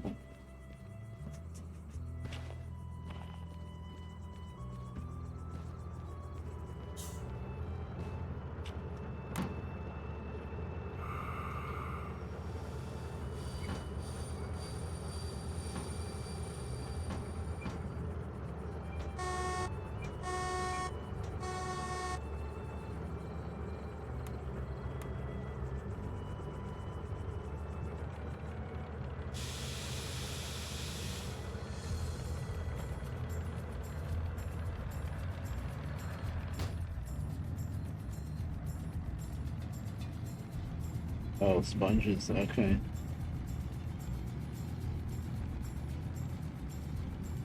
Yeah, it just depends on how much they've been abused over the years.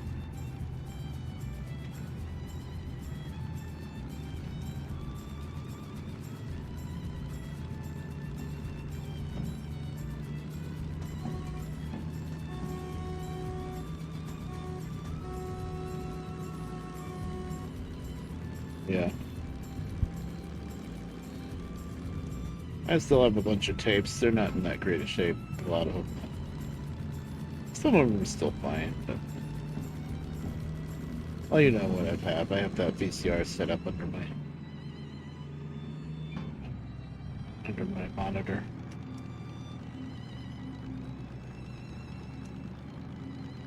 Mm-hmm. Oh, yeah.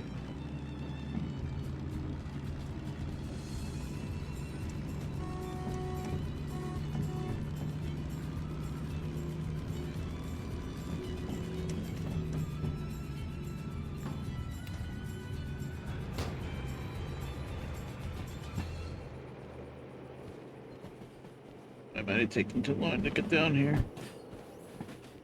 Panic brake, panic brake.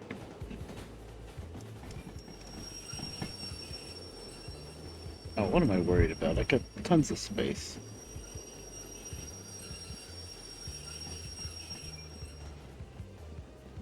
Guess I was looking at those cars and thought we were about to smash. Okay, fine.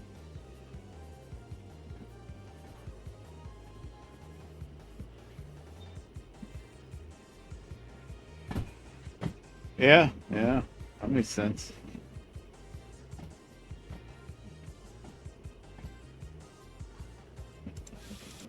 Ah, that was too long. I wanted to do just a little quick thing. Go away with it.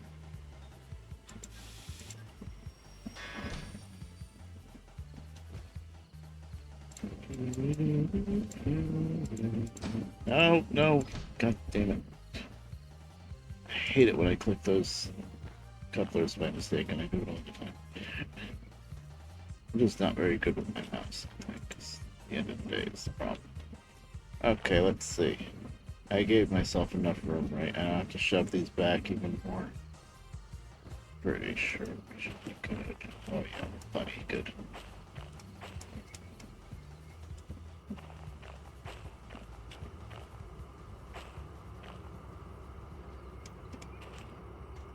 Yeah, CDs, yeah.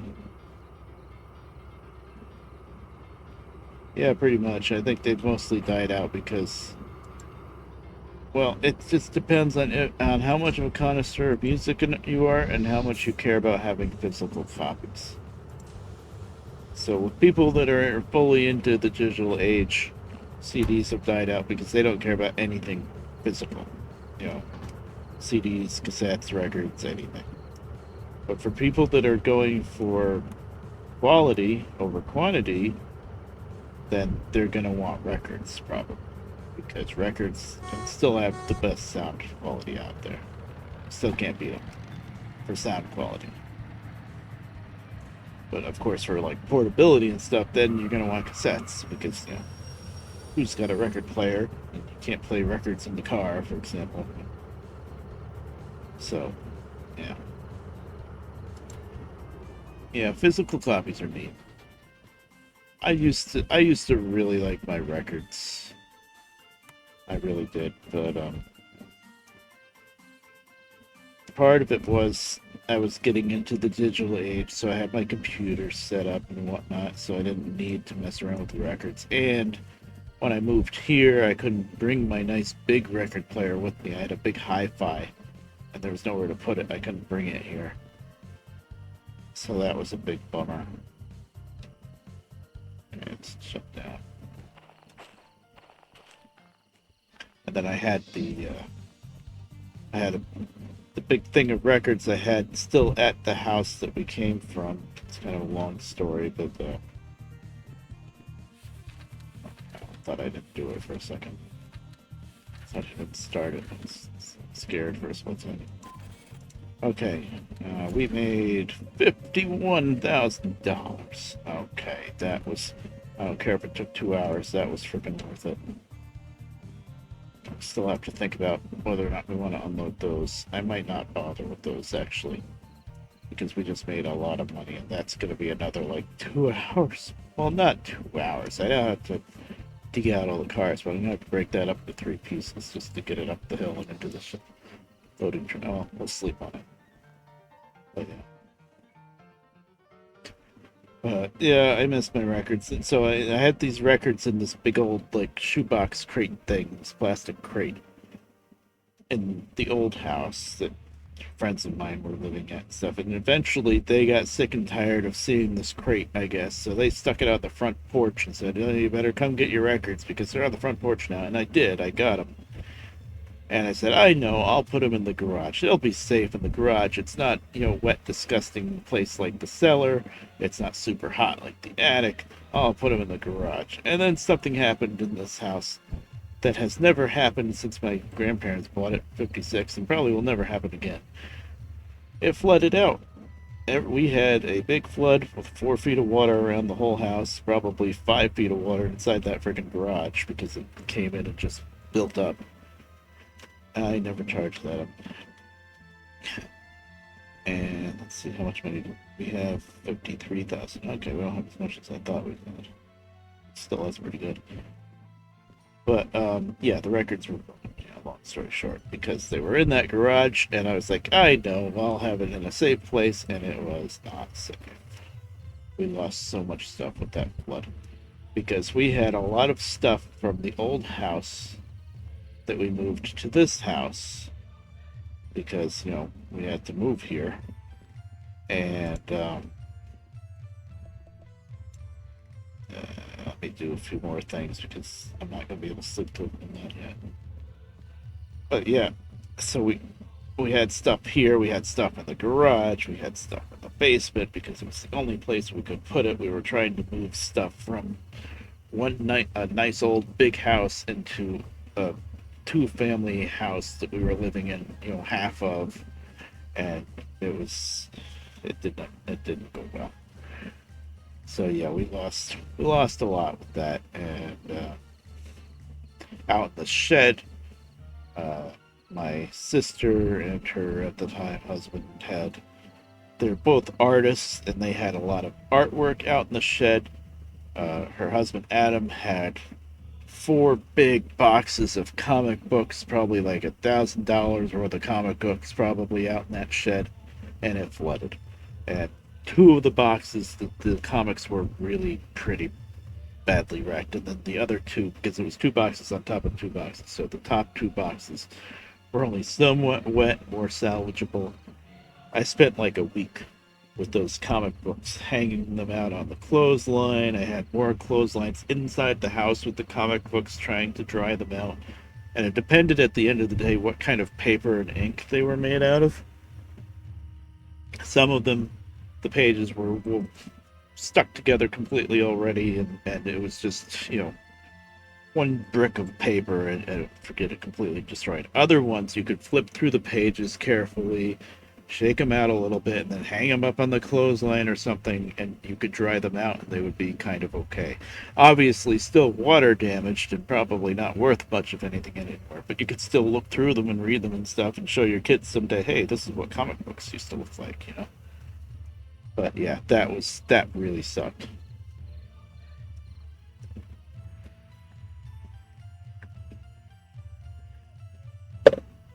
But yeah, that's what happened to my records. The records actually, the only, well, the flood itself was terrible, but the only good part of the flood was the water didn't stick around. The water came up real fast and high, but within like an hour, the water all went right back where it came from, basically. Because what happened was there's a creek about 200 feet behind the back of my house, down a hill into the creek, so it's down in a ditch kind of thing. Something you would never think would ever be able to overflow. But the problem was the creek, after it goes past my house, it goes underground through a tunnel. And then it goes further down through town. It goes all through town, this freaking creek. And then there's part of the creek goes under a big main road, Fulton Street, in the middle of town. That was the 1960s. I know what we'll do with this creek. We'll just cover it up, and then we can have a double wide road and just, tear down all the houses in the urban renewal. Well, they covered up the creek with a tunnel, basically. They put it through a tunnel. But because, I don't know, they weren't really thinking too well, this tunnel had a whole bunch of pillars in the tunnel. It wasn't a nice, smooth interior of a tunnel. I guess it was cheaper to build it with the pillars. Well, over the years, all sorts of debris would go down this creek from where it's open behind my house and further out of town, and then it would get jammed up under that road.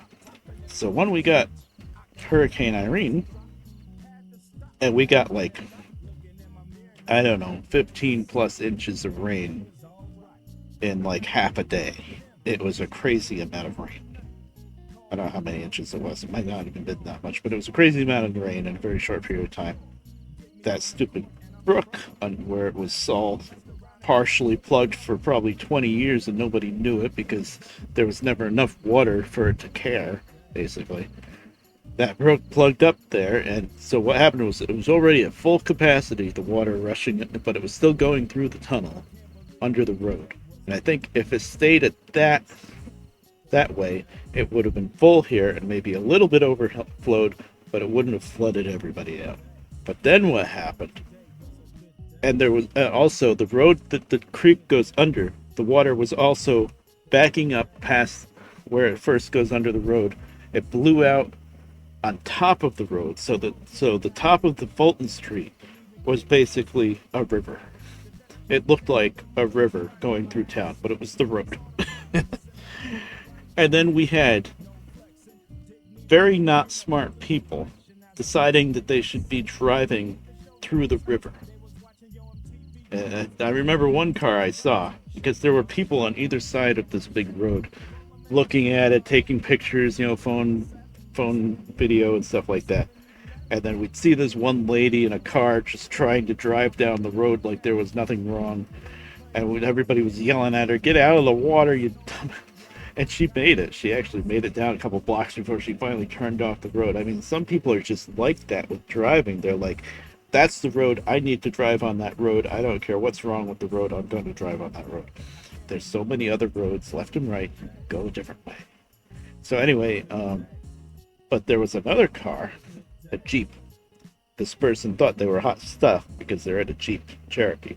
And they were trying to cross across the road instead of drive. The lady in the car, which was really crazy, she was just trying to drive down the road like there wasn't any water on it. With the flow of the water or something. This guy in the Jeep was a little bit smarter, but not really. He figured he was in a Jeep, higher vehicle, he'd be fine. He tried to go straight across the road, perpendicular. And it would have worked, except where he went across the middle of the road. I guess the top of the tunnel, which was also at the bottom of the road, the road goes right over the top of the tunnel. The top of the tunnel was already really weak by all this water pressure in the tunnel, both up underneath it and on top of it. So when he drove over that, the top of the tunnel collapsed, and the Jeep went nose down straight into the tunnel. When that happened, it completely blocked the tunnel. So instead of the water mostly going through the tunnel and then the overflow of the water running on top of the road so that it was still kind of okay further back up the tunnel, as soon as that blocked off completely, now you have all this water that can't get through the tunnel, and then it backed up through the rest of the creek, through the rest of the town. So there's a part of the creek there's a tunnel underground, a few blocks from me, under the big parking lot for Department of Public Works, where they keep their plow trucks and all that. The top of that tunnel blew out like a fountain from all the backed up pressure, and then the backup just kept going back up the tunnel, and then right behind my house is where the creek is still open and just starts going into that tunnel. So of course, if it's going to back up, where does all the overflow going to go? Right behind my house. So behind my house, and then the next house, a couple houses up the street one way, and then even houses down the street the other way, where the tunnel, where the water was still in the tunnel, the water was on top of the tunnel enough that it backed up into their yards too. And we ended up having a yard that sometimes gets puddles, but we've never had any kind of flooding. We had 4 feet of water around the entire house. The house was an island. and we have 2 outside cellar doors that that you can get in and out of the cellar with, and the water just pushed the doors right open. So just rushed right into the basement. And our basement has a concrete floor, but it's kind of leaky. So there's a drain in the corner of the basement. So when there is water in the basement, you just crack open this drain plug and the water goes down the drain. It's wet, but nothing gets damaged. Everything was up on top of pallets enough that it's not that big a deal. Well, when you have a 4-foot wall of water pushed through the door, that drain ain't gonna do squat.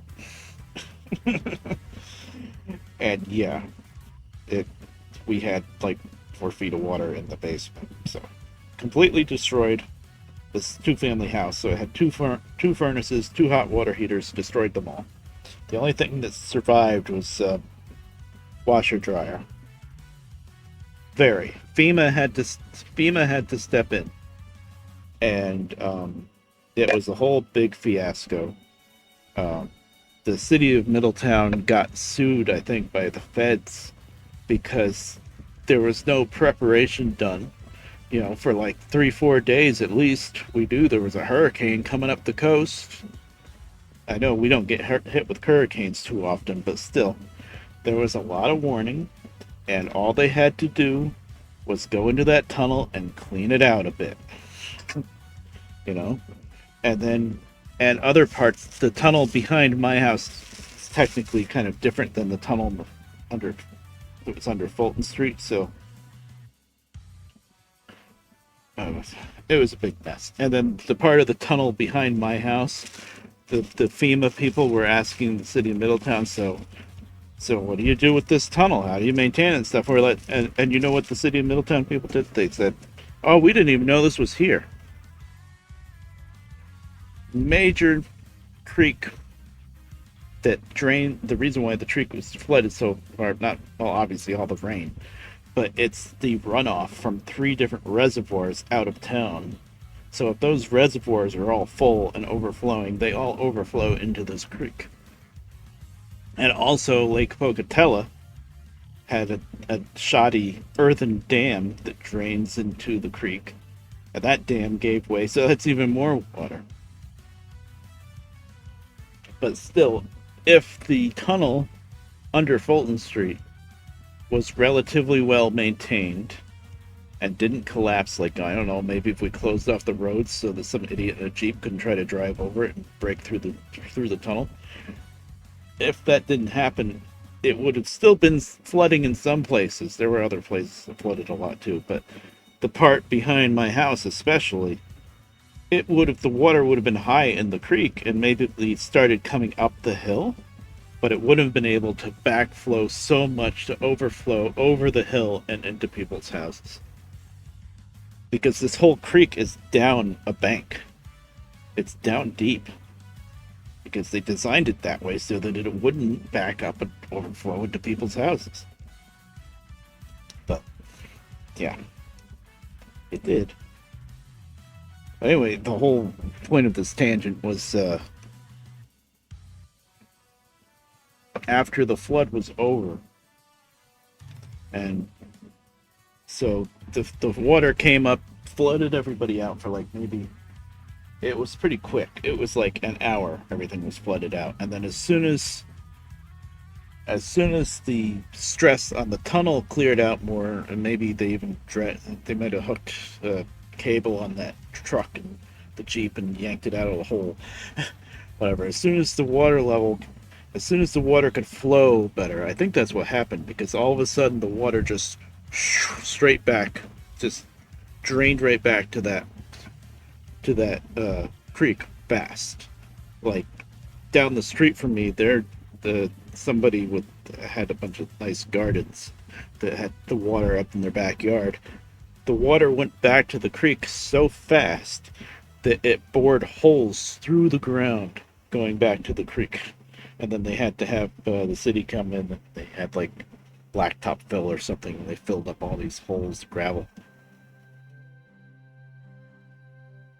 because the water sucked back in so fast as soon as the blockage cleared, I guess. Which is just further evidence that it should have never backed up, because it only backed up because of a blockage, not because there was such the city was probably trying to say, oh, this is just such a catastrophic 200-year storm flood that it's just the system wasn't built for this much water. Yeah, it was, it just wasn't maintained. So when we got all of that water, because it wasn't maintained, it backed up and blew out in different places, and the person with the truck, yada yada. It shouldn't have been able to happen.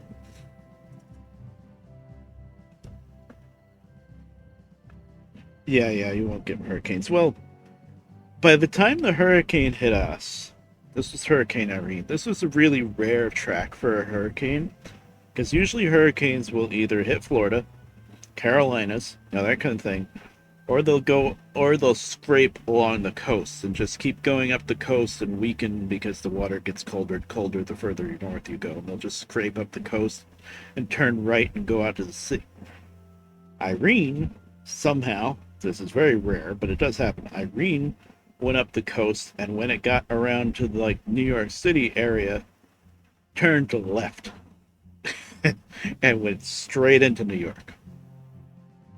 But by the time it made landfall, it was like a weak Category 1 hurricane.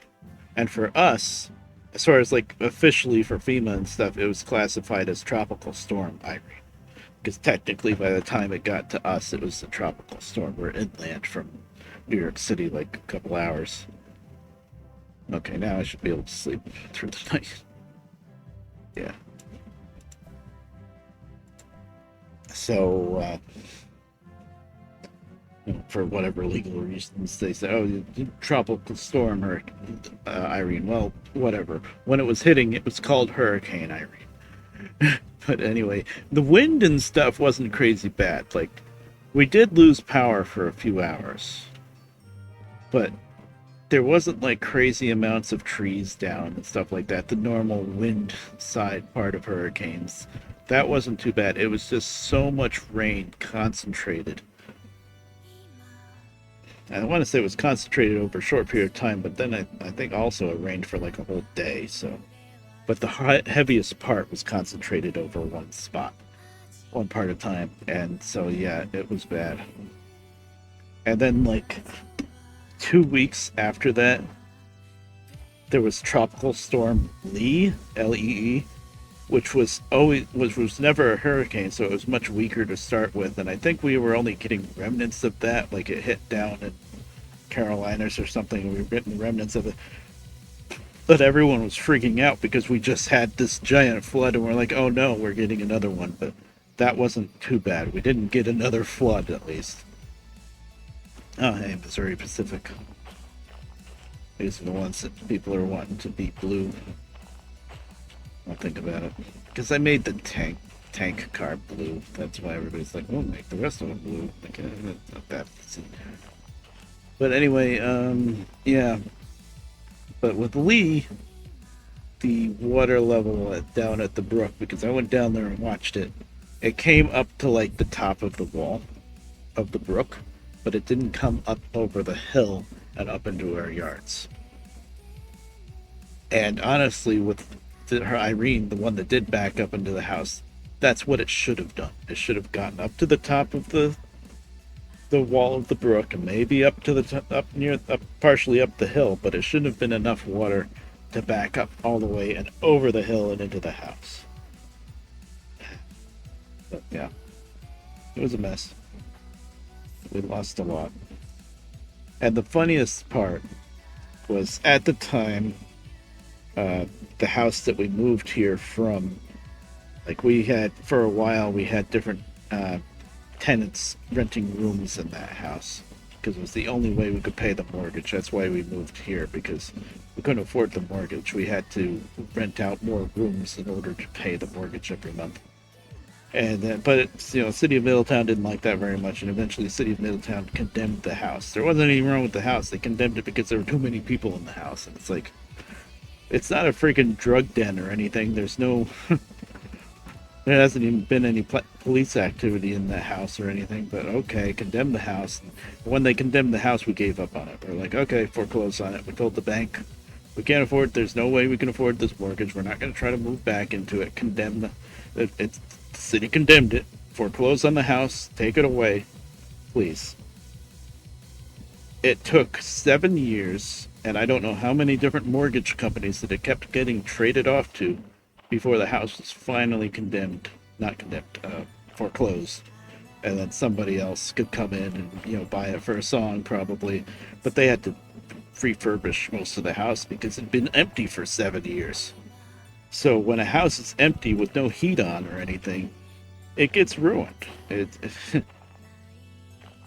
So the house was like that, and not long before this flood, when the house was empty and we were like, okay, this house is, we still had a lot of stuff in the house because the tenants that we had, they didn't care about the basement or the attic and stuff, so we could keep some stuff stored at the house. So we had to move stuff from that house here to quote unquote save it. Save the stuff, save the stuff by bringing it here. So we brought it into the basement, we brought it into the garage. Well, a lot of the stuff that we saved was in the basement or garage and got completely destroyed. And of course, the house that was empty that we were saving the stuff from, we still had plenty of access to it for probably another 4 years before the bank finally took it. We could go in and out of the house whatever we want, and when all this rain and flooding happened and stuff, that house was bone dry. Not a drop of water in the basement. I knew it would be because it was up on a hill. Not a drop of water in the basement. The roof in the downstairs bathroom, when we lived there, sometimes it was kind of random if it would happen or not. It mostly happened with melting snow, but sometimes the roof in the bathroom could leak a little bit. I was expecting at least to see that roof leaking, or even like collapsed in with a hole if it got really bad or something. Not a drop of water in that bathroom. Nothing at all happened to that freaking house. So we could have had all stuff in that house and safe. But no, we had it here because we had to save it from the house.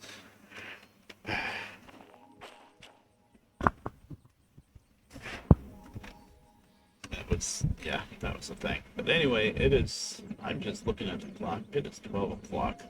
I have been streaming for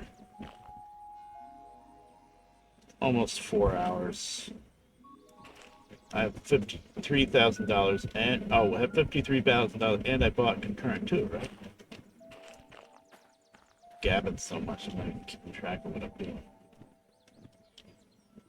But I don't know, I felt like story time, I guess. Did I buy concurrent too already? Or do I still have to? I thought I bought it. Yeah, I have confirmed too.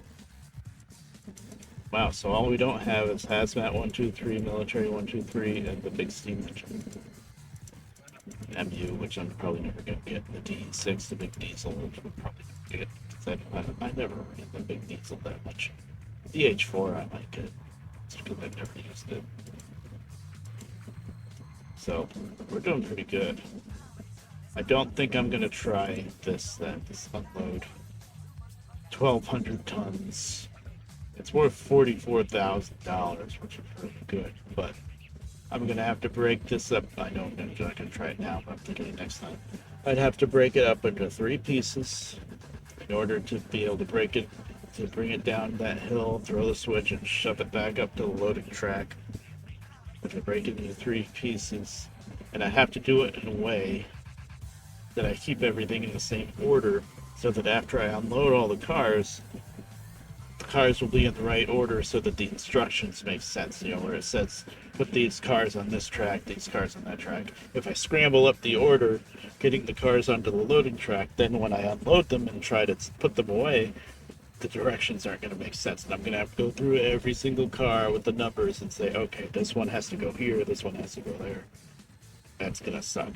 So I'm going to have to break it up, like take the first third, park it, like, to explain what I would have to do if I was going to do it. I have to take the first third and park it over here, but not on the loading track, like over here somewhere. Take the second third, probably park it on the main, you know, where my state cars are sitting still. Then the third of it actually shove into the loading track, then get the second piece, shove it in the loading track, then get the first piece, shove it in the loading track, so that we have the whole thing in here in the correct order. And then you would start the job, unload it, put the cars away. So it is worth $44,000, but that is a lot of work. So definitely not going to do it now. But since I'm going to stop the stream now, we can kind of sleep on it, so to speak. And maybe I'll even do a poll when I start the next Derail Valley stream. Our solid poll and say, do you guys want to unload 1,200 tons of iron? Yes or no? And then, oh good, it's starting to rain.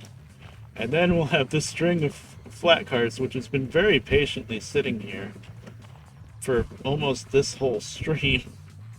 What, 3 in-game days? I still have the job in the engine for these flat cars to go to Forest South. So yeah, that's what's going to be on the docket for next time. Maybe I'll even put a poll in Discord or something. I don't know if I'm going to try to stream like every day, like stream tomorrow. Today was Friday, right? It's very early Saturday right now. I don't know days of the week, I'm terrible. Yeah, it's about to be 12 a.m. Saturday. Saturday during the day, I don't think I have much of a chance of showing up. I might stream tomorrow. If I do stream tomorrow, do a daytime stream. Oh, I gotta go next door to the neighbors tomorrow. Yeah, it can't be daytime. If it was daytime, it'd be to like 2 to 3 minutes.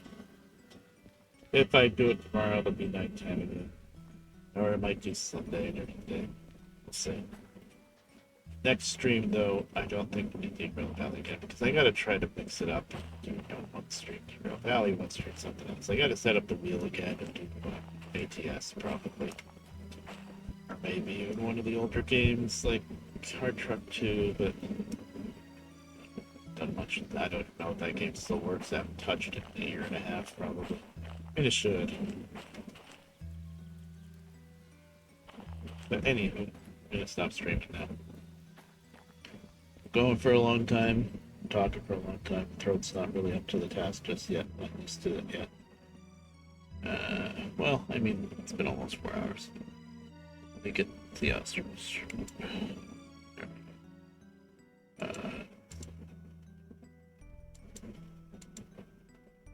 Listen, I know how to use OBS, I think. Alright. Alright. That was a fun stream. Got a lot of work done. It might not have felt like I got a lot of work done because I was here in the yard for hours, but we made a lot of money. We got concurrent to something else maybe. And we have $53,000 in our wallet. And we have the 060 license, so we did pretty good. And we didn't have any major derailments or anything, which is good because it's a realistic mode with one save, so I can't, just rewind time if something bad happens.